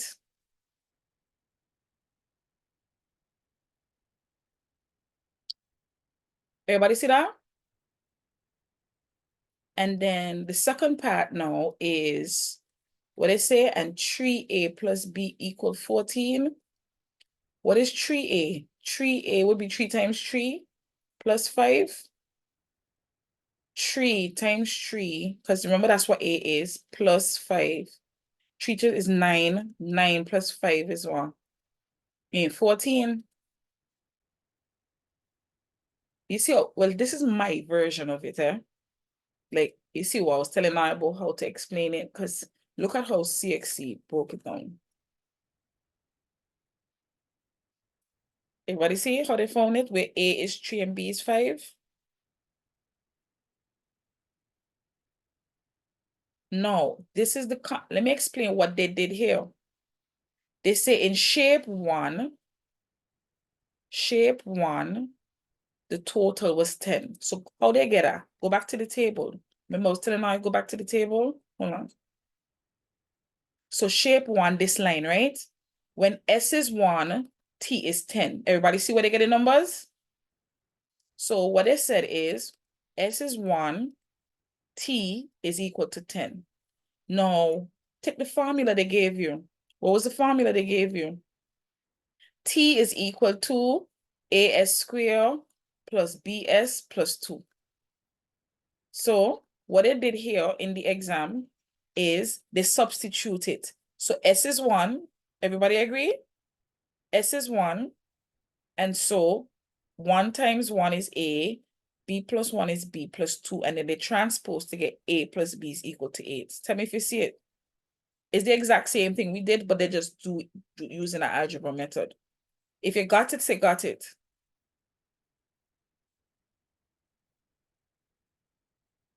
And you see what they did for the shape 1? They did the exact same thing for, because based on what we did as well, and the same thing you're gonna do for shape 3. So when S is 3, the answer is supposed to be what? 44. So what they did is that they did the same thing. So look at here, when S is equal to 3, T is equal to 44. So they wrote out the formula and they substitute everywhere they see S, they put 3, and then they solve, and that's how they get the answer. You divide by 3 on both sides, that's how they get the answer. Oh my goodness. Give yourself out of 10 how much you feel about this first question exam here. Out of 10, how you feel?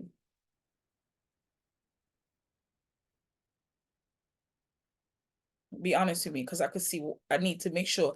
And I'm going to tell you the truth. You see, the last part of the question, that can always be the challenge. In every question number 7, the last question can always be like that. I'm watching the chat, okay? Okay. So let's move on to the next one. Now, this example, everybody, CXC decided not to start it for you. Do me a favor. I'm giving you guys 3 minutes, which is too long, yeah? I'm going to give you 3 minutes to draw your own diagram right now. You have to. Draw your own diagram. At time minute, once the timer up, I can draw it, and then you're going to tell me if you got it right or wrong. So you're going to start now.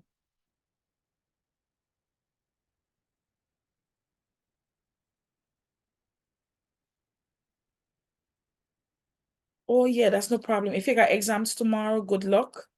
And the video is going to be available for you to just watch in your free time. Go study for social studies tomorrow.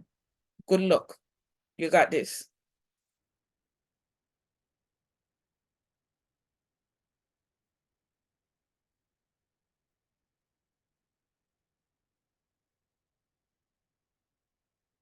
Everybody should be drawing.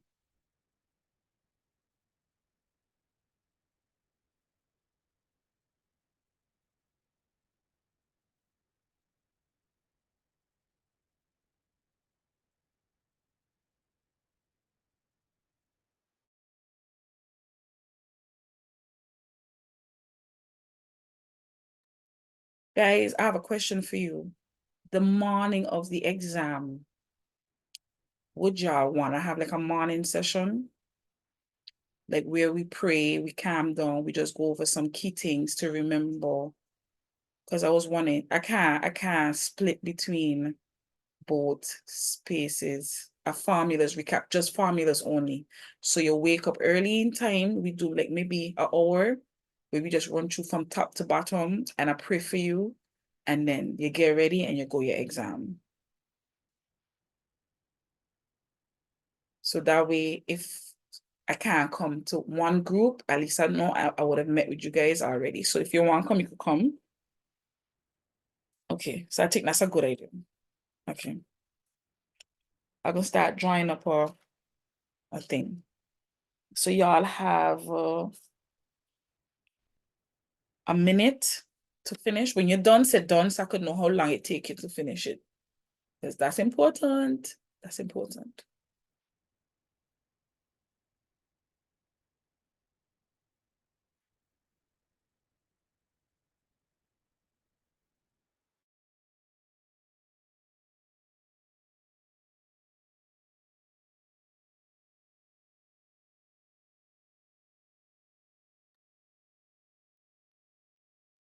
All right, so some people are finished. What about everybody else? What's going on?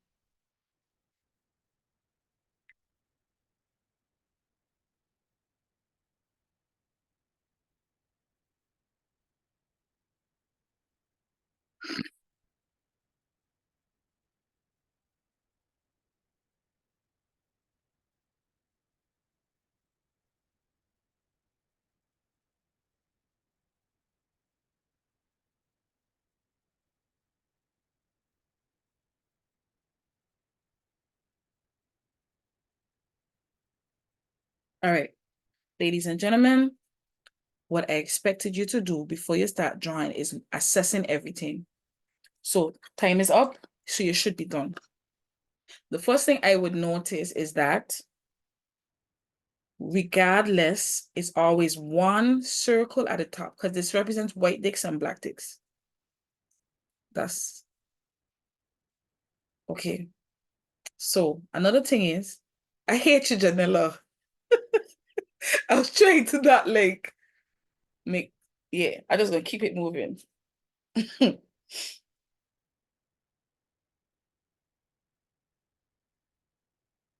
Paper one is in the morning. Both exams is in the morning. Yeah, okay. So as I was saying, I'm gonna call it the circles. So no matter what, the white circle is always on the top. So all I gotta do is figure out what is the consistent pattern going on here. So they started off with 2 going up, 3 going up, 4 going up. So it's safe to say that I could use what? 5 going up. Everybody agree? Then I also have to pay attention. So I would trust myself enough to do 5 going up.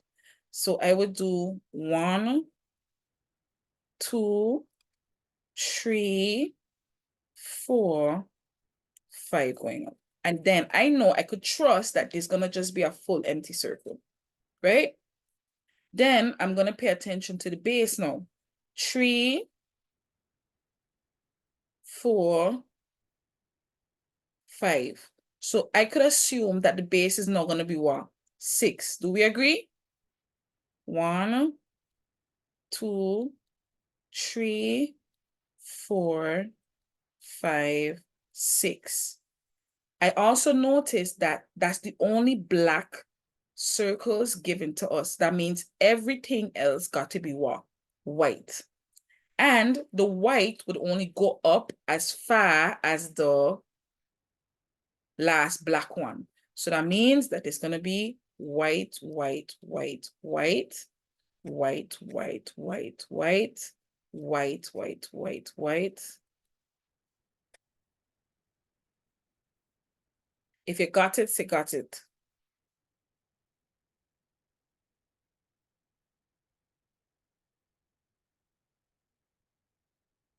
Excellent job, ladies and gentlemen. Very good. You could tell me the truth if you didn't get it right, so I could see what I could do to help you figure out the patterns better. But very good. So let's keep it moving.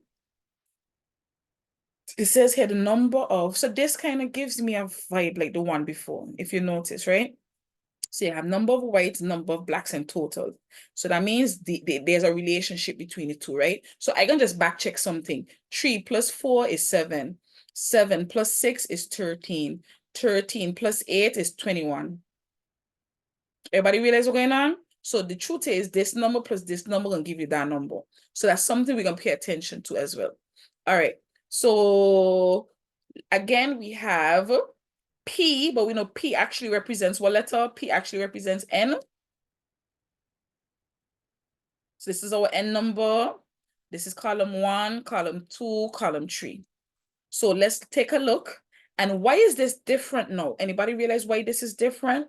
Because you're going 1, 2, 3 and skip and jump to 9. So that means I can't just add down to find this empty space. What would be the smartest thing to find first in the formulas?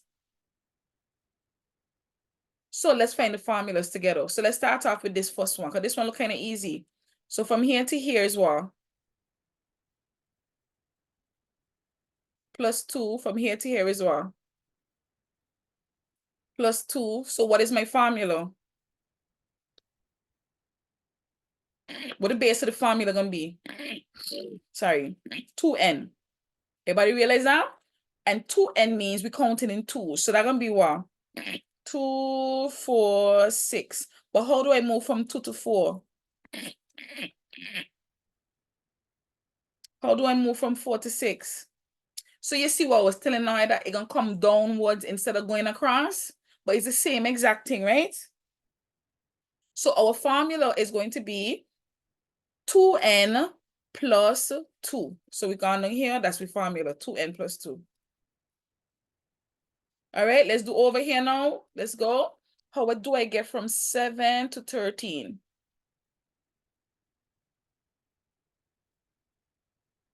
Plus 6.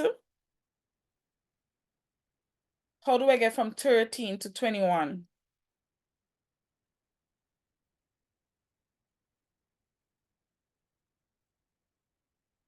Plus 8. What does that mean, guys? What I mean?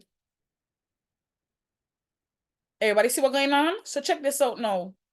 From here to here, gonna be what? Plus 2. So even though we ain't got, we gotta trust it. We gotta trust it. So what we're gonna have to do with this 2? We ain't gotta say 2 divided by 2, which is what? 1. So our base formula is what? N square. So let's find all of our n square. N square is 1. 1 times 1 is 1. 2 times 2 is what? 4. 3 times 3 is what? 9. I should have used different colors, and let me use different colors. So that's 1, 4, and 9.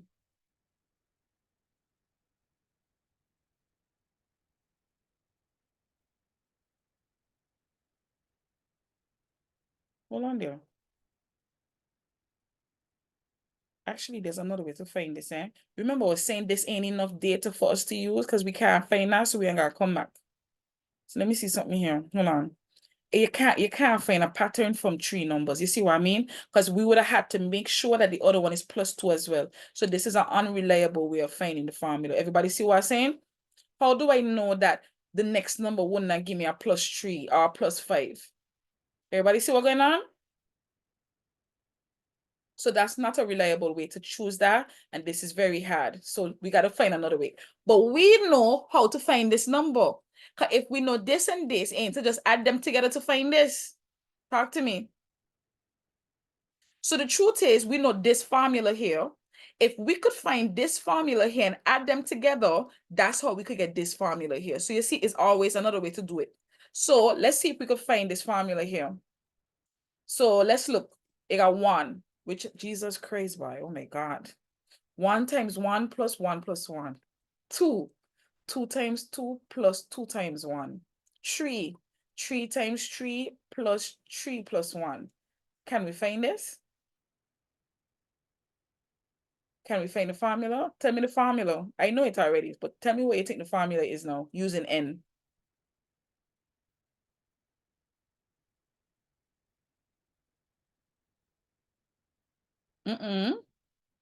Look at what's going on. N is 3. So you got 3 times 3 plus 3 times 1. What is the first bracket? Come on, guys, you could do this. What's going on in the first bracket? An times n. Peoples. Look at it. 1 times 1. 2 times 2. 3 times 3. Here, 20 times 20. So I could look at this and even say what n is. Let me ask this question. For 20 times 20 plus 20 plus 1, what's n here?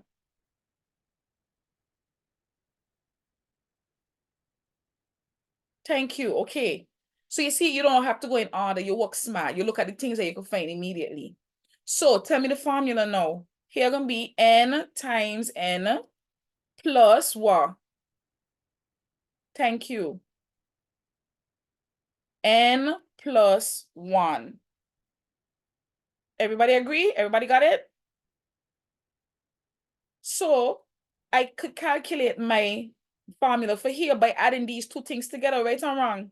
So look at this now. N times n in n square. So we got n square plus n plus 1 plus this, which is what? 2n plus 2. So let's go. There's no other n square, so that's n square. How much n's are going all?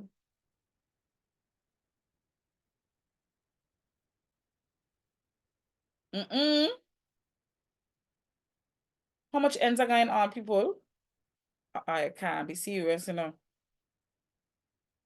This is an n here. How much n's is this? They're saying 2 n's. They're saying 1 n. How much n's are going on? So it's going to be plus 3n plus what? Thank you. Plus 3. So that's the formula for here. N squared plus 3n plus 3. Now let's go back up. Who are we ready for? Which one we could find now? We can't find this one.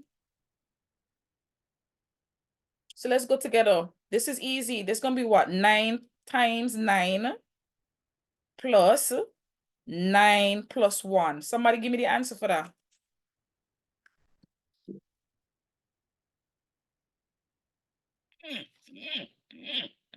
$91.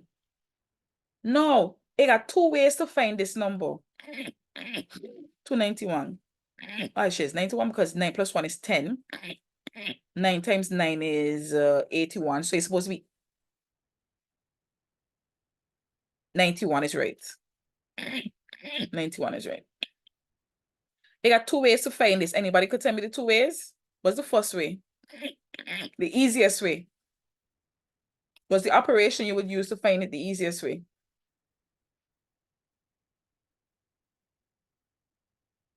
Switch it around though.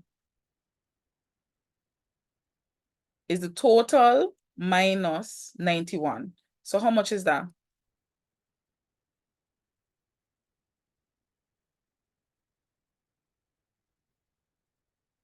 What? 20. What's another way of finding the answer now? What's the second way to find the answer? You could use what? Because we gotta make sure we are aware of everything, eh? What would be the second way to find this answer here? We use the subtraction method from the total. But what would have been another way to find it? Using the formula? The formula with transposing is right, yeah. But it's substitution. So we know what 9 is. N is 9. So it would have been 2 times 9, which is 18. 18 plus 2, 20. If you got it, say got it.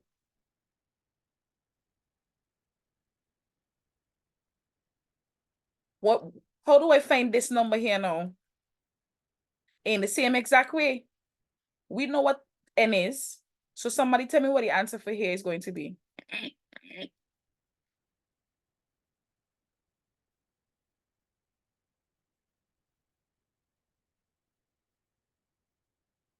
Excellent.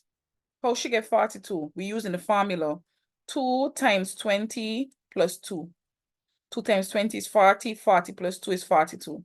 Use the formula. You put in n, which is 20, and you get a. So, the next question. How do I get this answer here? That should be easy. How do I get the answer here?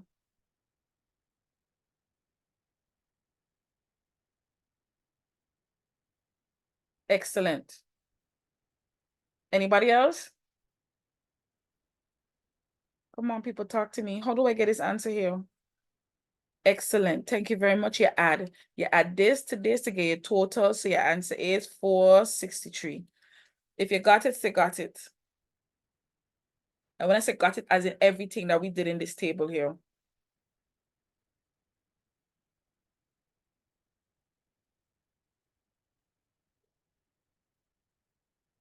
No problem. It is a little easier because the first table was actually really challenging. All right, so let's answer the bottom part. Stefan has 28 black discs and 154 white discs and wants to make design 12. Design 12 A where n is equal to 12. Explain why it is not possible for him to make design 12.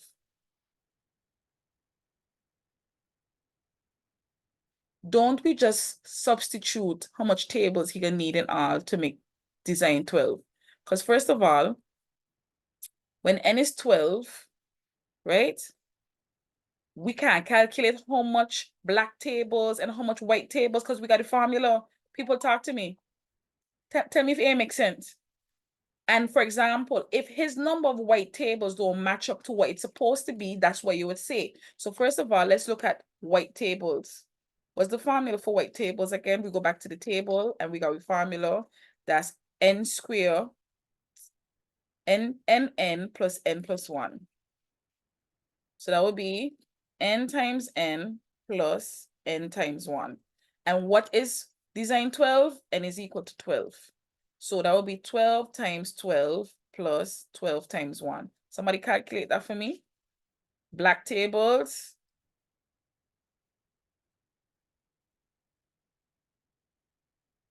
What's the formula for black tables? The formula for black tables is 2n plus 2. 2n plus, it was 2n plus 2. I just see it and I can't remember. So we're going to say 2 times 12 plus 2, which is what? 24 plus 2, which is 26. So that's 26 black tables. And how much white tables we get? How much white tables this is? So 12 times 12 is 144. 144 plus 12 is 156. So how would you answer this? You don't work it out. How would you answer this? You would say it is impossible because he does not have he has too much white tables and not enough black tables. Everybody see what's going on? He's short by 2. He got 28. Actually, he got too much black tables and not enough white tables. Because he need 156 white and he need 26 black. Everybody see? So there's a sentence you got to give it. So you would write, he does not have enough black, and then he has too much white. And that's your answer.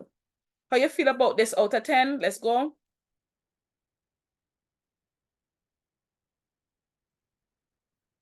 I'm just looking to see if we're making progress and improving our understanding.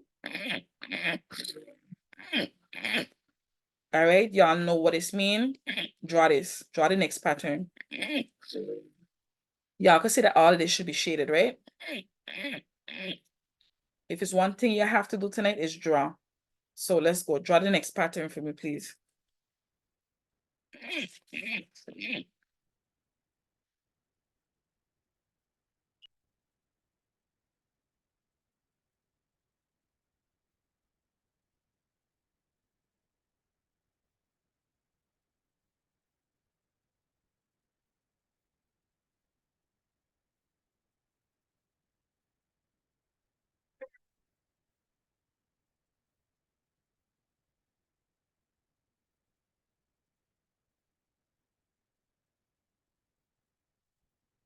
When you're done, say done, okay?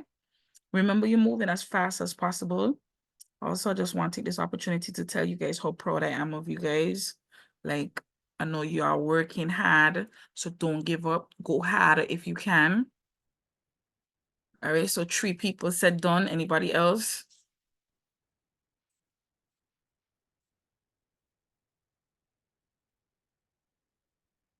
Okay, so we're gonna start looking at the patterns. That's 1, 2, 3, 1, 2, 3. So that means the diagonal match.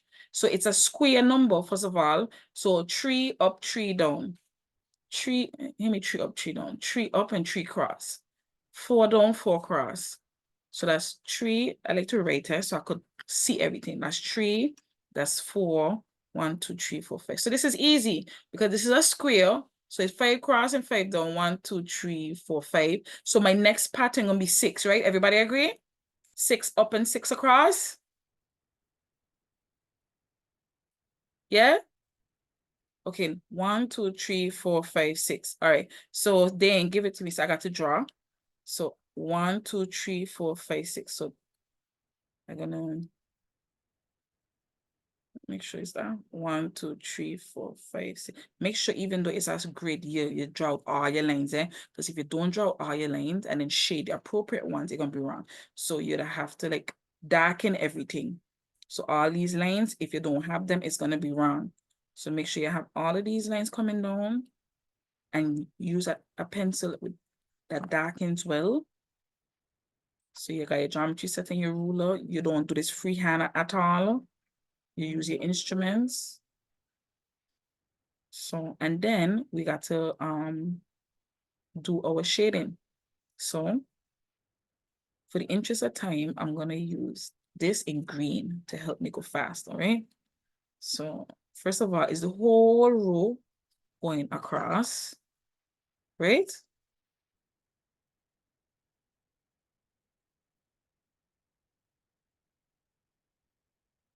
And then I got to go diagonally.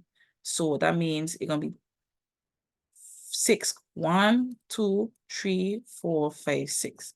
So don't touch anything unnecessarily. If you have that, say got it. Say got it. Got it, got it, got it, got it. Okay, I ain't doing so bad with the drawings, man. I ain't doing so bad at all. Excellent job, guys. Remember, we ain't focusing on that. We in gangster mode, and gangsters don't worry about nothing easy. Gangsters could take it rough. You check? So you're preparing for roughness because you could do it. Yeah. All right. Let's go, guys. Here we have 4 columns. So we got 1, 2, 3, 4. Let's look at it and see which one look easy to do. This number 2 look easy so far, right? So let's go, peoples. Let's bust it up. So this is gonna be what? Plus 2 plus 2. So that means what's the base of our formula? 2n was the numbers that we use in multiples of 2, right? So that would be 2, 4, 6. How do I go from 2 to 5? Plus 3, from 4 to 7, plus 3, 6 to 9, plus 3. So we got a formula. What we formula be then? Excellent. I hope everybody okay. So fast and easy that was. Let's go on next one. How do I go from 12 to 16?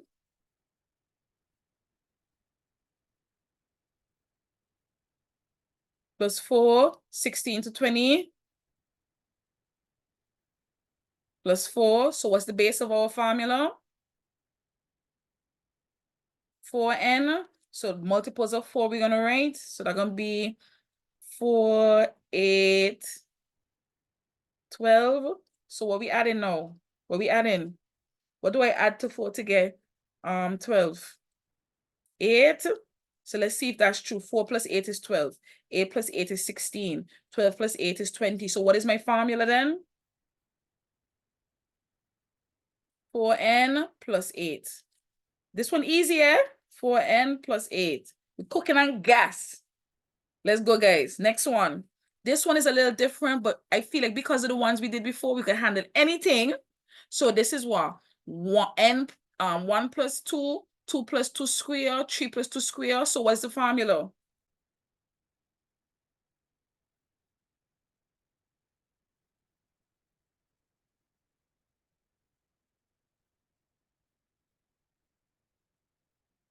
Nobody? Guys? N plus 2 square. Excellent. Everybody agree? Because look at it. 1 plus 2 square, 2 plus 2 square, 3 plus 2 square. So this one gonna be N plus 2 brackets square. All right. Which one we could work out without calculating? What is the answer for here? Let me see who's thinking. Excellent. Everybody say, oh, she get 23? Because the formula here is N plus 2. So N is obviously 23. So you put 23 here. How do I calculate the answer for this? In substitute, I want the answer now, please. N is 11. We got with formula. What's the answer? We got to be able to bust up this here. Quick, quick, quick.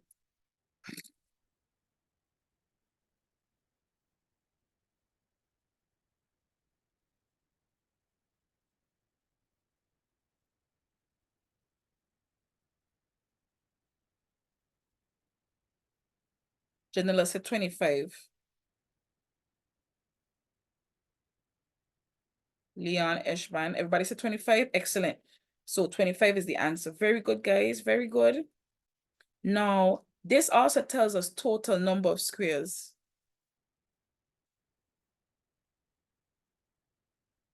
But we gotta be careful because guess what? This don't match. 5 plus 12 is not 9. So you realize we can't use the addition method. So what method do we have to use for here? In the calculation substitution method, which would be what? So tell me the answer for this. We got the formula. We got N. So what's the value for here?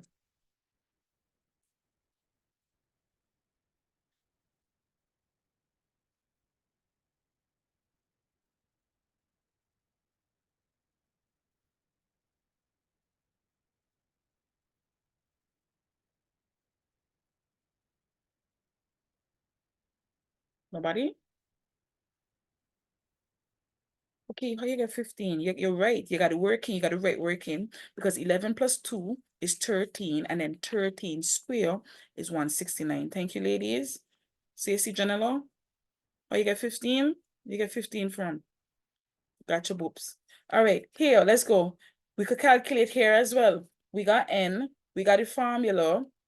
So what the answer here?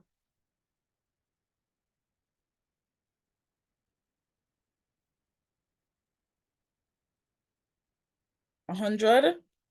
So let's see. 23 plus times 4 is plus 8 is 100. 100. All right, look how fast we finished that. This was easy. This was very easy. What year this was? This is January? No wonder. This is very easy. How many white squares are in figure 11? How do you work out that? Let's look at what these things represent. Number of colored squares, C. Then tell us number of white squares. How would you find out how much white squares left back? If you know how much colored square there is, and you know the total number of squares, what would you do, people?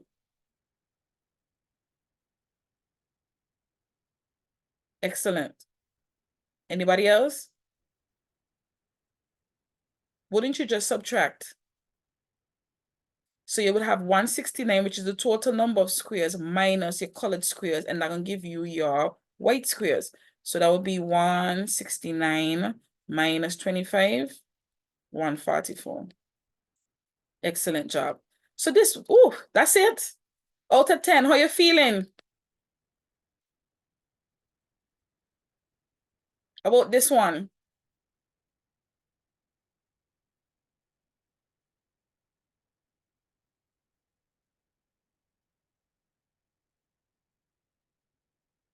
All right, let's keep it moving. We almost done.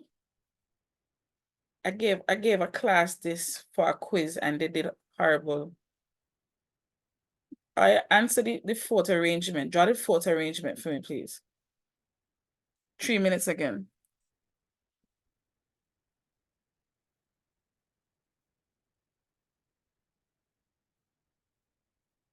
When you're done, say done.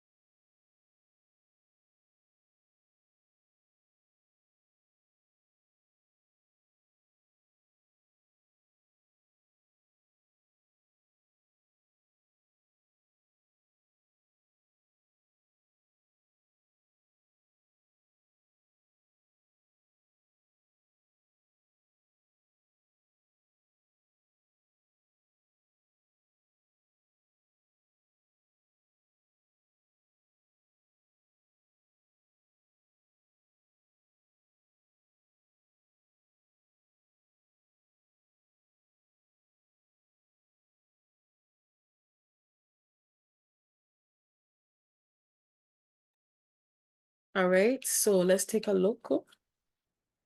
Let's take a look. And please know there's a reason I ask y'all to practice this, because it actually trains your brain on picking up patterns and drawing them, okay? It makes you stronger at it and makes you faster at it, okay? So what we should notice is that we have two arrangements with the same number of desks, but based on the arrangements, there will be a different number of chairs, right?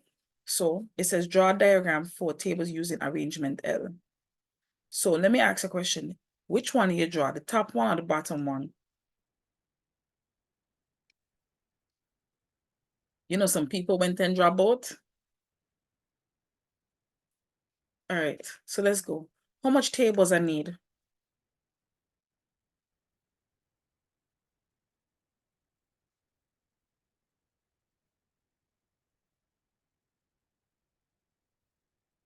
So that will be the thickness of 1, thickness of 2, thickness of 3, that's the thickness of 4. So what I would do is bust this up in half first. We'll try to, and then bust that into half again. Ain't perfect, but you know, good. Next thing I would notice, right, is that every desk has 2 above and below. So that's the first thing I would do. Now, this is a bit tedious because you have to draw squares and you have to shade it. So this is actually a little time consuming. So just work with me. So each top and bottom has your chairs. If they give you shaded, you got to shade it, okay? All right, so just pretend that for the interest of time that this is what I call perfect shading. So we got a bap, bap, bap, bap, bap, bap, bap, bap, bap, bap, bap, bap. Everybody have that part right at least?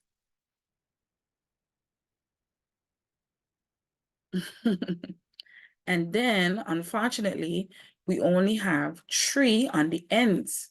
So this would be 1, 2, 3. 1, 2, 3. If you got it right, say got it.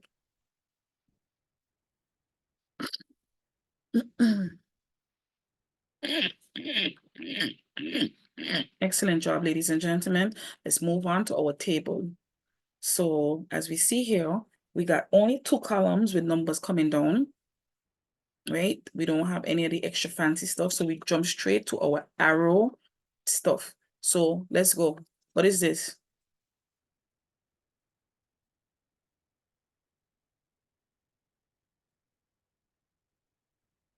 You see how I gonna feel? I asked what it was the jumping. You answer right there, but remember answer the question you're being asked, okay? +4 again. So how do I know that I could add 4 next? Because you have to be careful. How do I know it's okay to just add 4 again? because look at the numbers. 1, 2, 3, 4 is the next number in line. So that is true. You continue to add 4. So your first number is 22. Excellent job. Let's go over here. Let's do the same thing. What am I adding? Plus 6, plus 6, right? So I know I could do what again? I can add plus 6. So what's my next answer? 28. What would be the next step that we should go next for? We should now do the formulas, right? So let's go. For this one, what is the base of our formula? For this one here. 4n. So we're going to go 4, 8, 12. So what am I adding? She said 4n plus 4. Plus 4 or plus 6? Plus 6, plus 6, plus 6. So our formula is 4n plus 6. Let's do the next formula. Our base going to be what? 6n. So that's going to be 6, 12, 18. What we adding? Plus 4, plus 4, plus 4. So our formula is 6n plus 4. So 6n plus 4. Now check this. What we gonna got to do to answer this over here? We gonna got to do what?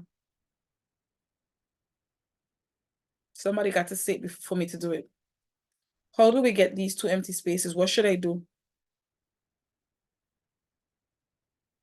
Excellent. Transpose. So you put this equal to that and you transpose to find n. So we're going to say 6n plus 4 is equal to 130. People calculators. 6n is equal to 4 minus 130 minus 4. 6n is equal to 126. 126 divided by 6. N is equal to 21. So I can put 21 here. Now that I have this, can't we find this now? How do I find this? What should I do? What word I should use? What S word I should use? Substitute, right? So everywhere we see 20 n, we put 21. So it's going to be 4 times 21 plus 6. So that's what? 90? Excellent. You're on fire, girl. You're on fire, girl. Love to see it. So let's go. Next, last one. Leon. Hey, Leon, you in the exam, you big. Leon needs to arrange tables to seat 70 people. So that means you need 70 chairs, right? For a birthday party. Which arrangement L or M will allow him to rent the least number of tables? That's easy. The least number of tables. Which arrangement is going to be the better one? L or M?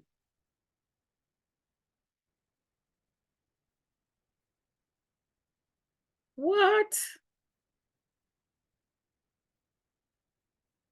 Oh, you're crazy. Which one of these here holding more people? Look at it. When M holding 28, L holding 22.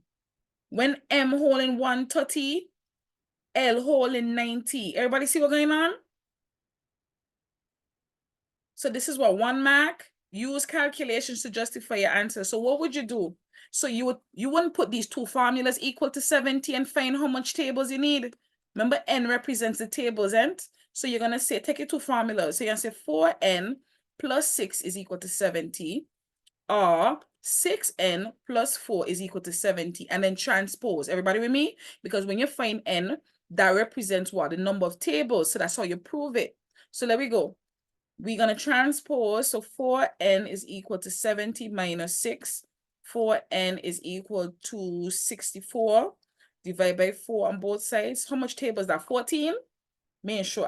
You doing it in my head. 16? 64 divided by 4? 16?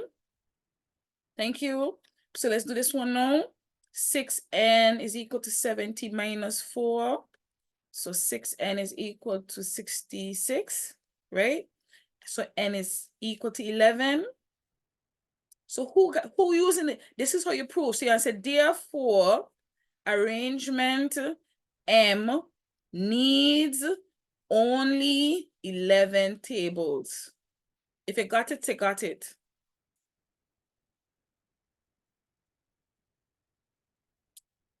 All right, let's move on to the other one. As we move on to each exam, does it seem a lot more manageable? Like, as in you could see yourself saying question 7 is a question you could rip up. People's, you're feeling a lot better? Okay. Okay. All right. So this one I'm gonna have to draw because you don't have this in your book and it kind of hard to just draw from scratch. So it says here, figure 3 is drawn by itself. So this is figure 3. They just match figure 3. This one is January 2022. I think we only got one more exam after this one. So yeah. Add more lines to make figure 3 into figure 4. All right. So if you could draw this, big up yourself. You got to pay attention to the dots and the straight lines. So, all right, tell me what to do there, see? Should I go up from here? So like this.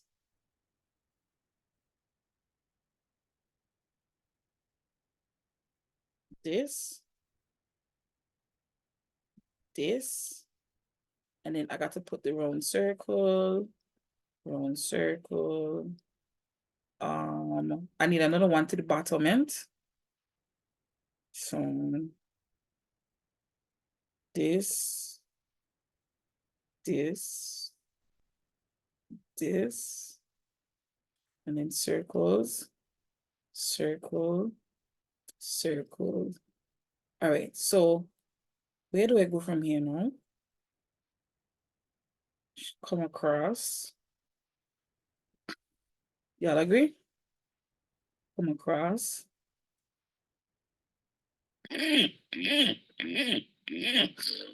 Come down.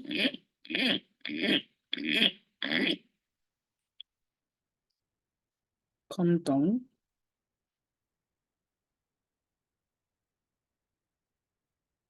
Even if it's spread out a little bit more. And then you put your circles like that. Is that it, guys? That's it? I don't mean to so bad. We're looking good, but you're looking thick. Yeah. All right. Let's get to the table. So first thing I noticed, I got 1, 2, 3, 4. So that means I could just add on, come down, right? So let me bust it up, people. What am I adding on, coming down?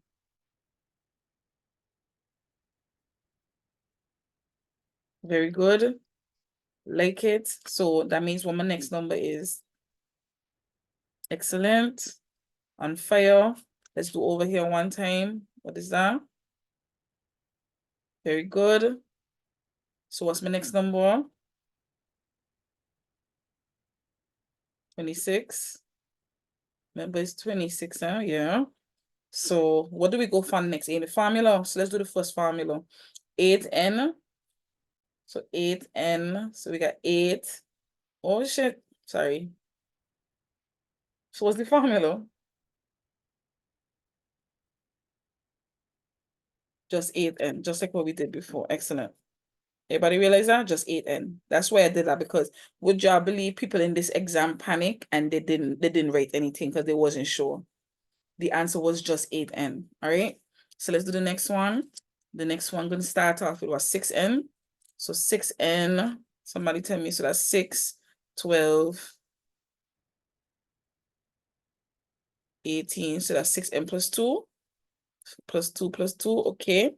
So that's 6n plus 2. This ain't exactly like the one before. So what do we do to find n? We transpose, right? So we just simply say, put these two together, 6n plus 2 equal 86. So we carry that over, 6n is equal to 86 minus 2. 6n is equal to 84 divided by 6. What we gonna get, people? 20, 26? 20, 24? 14? I don't even know where I get 24. You could tell I tell you 14. Okay. So here gonna be 14. And then how do we find this one? We just say 8 times 14, right? Because 8n. So 8 times 14, what is that? I got a headache. 112, 112. All right, let's do the last one. And then it says for any figure greater than 1, the number of dots D is greater than the perimeter. Determine the value of n for a figure which the difference between D and P is 36. Now, this is different because now they give us a sentence. What is sentence they give us? What difference mean?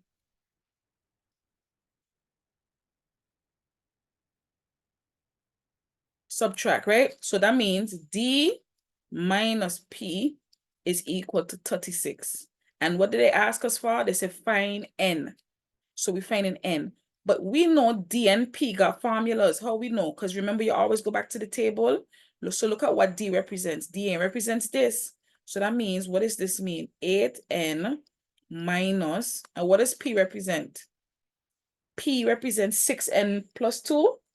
6N plus 2 is equal to what? 36. Anybody remember how this go? Anybody remember why I put a bracket here?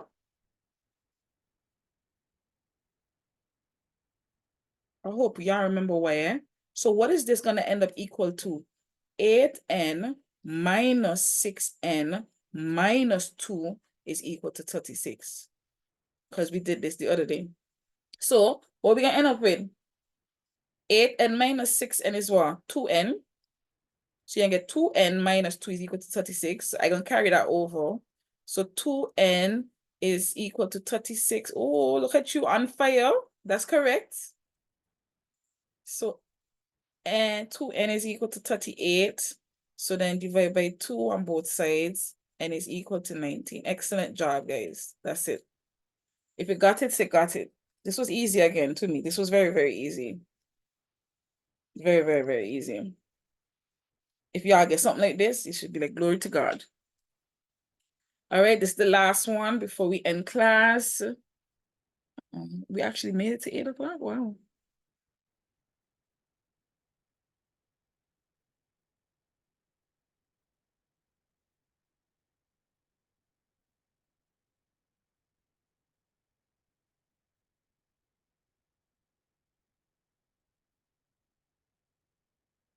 All right, y'all ready?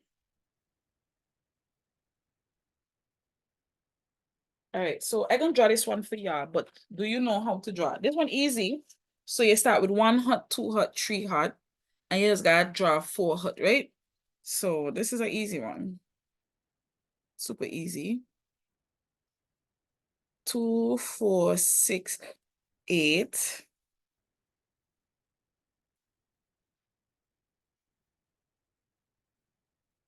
Just easy. I guess this is so easy. People in this year was farming food, because this year, this should have been an exam they rip up, to be honest with them. Yeah, look good? All right, let's go. Next one. So here we have N, L, and P. We don't have 4, we only got 5, so we got to work it out backwards. So let's go. What is this? Plus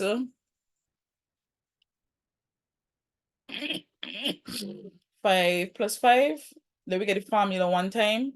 5N. So that would be 5, 10, 15. So what's the formula, people? Excellent. 5N plus 1. I like how I'm busting through this real fast now. Love to see it.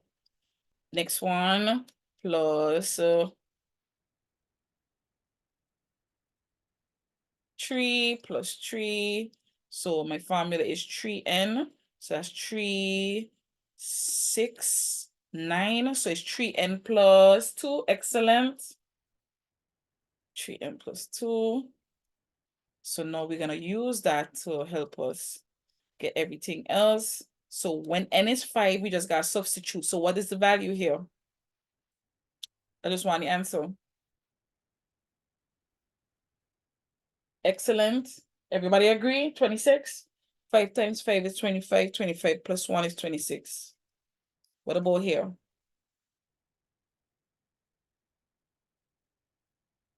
Excellent, 17. How we get 17? 5 times 3 is 15. 15 plus 2 is 17. All right, how do I find these two here? We got to do what? A transpose, right? So which two we could transpose? Using these two, because that's the two we got. So we're going to say 5n plus 1 equals 66. So we carry over 5n is equal to 65 divided by 5. So n is equal to 13. So since we got 13 here, we just substitute. So what's the value of that? 3 times 13 is what? 39 plus 1 is 41. Excellent, 41. So that's it. At the bottom, write a simplified expressions in terms of n for the difference between the number of lines and the number of perimeters. So don't let them fool you. The number of lines is in the table. Number of lines is just L, and the perimeter is just P. And what I want to use to find the difference between the two of them. So we're going to use the two formulas, right? So that means it's going to be this minus that. Everybody agree? So 5n, sorry, 5n plus 1 minus 3n plus 2. But we know we got to put this in brackets. So we know that's going to end up being 5n plus 1 minus 3n minus 2. So we group like terms, 5n minus 3n plus 1 minus 2. So that's what? 2n minus 1. Everybody understand how we get that? So that's the answer. So we are now done with class for today and question number 7. Last rank of how you feel about question 7. Think you could rip it up?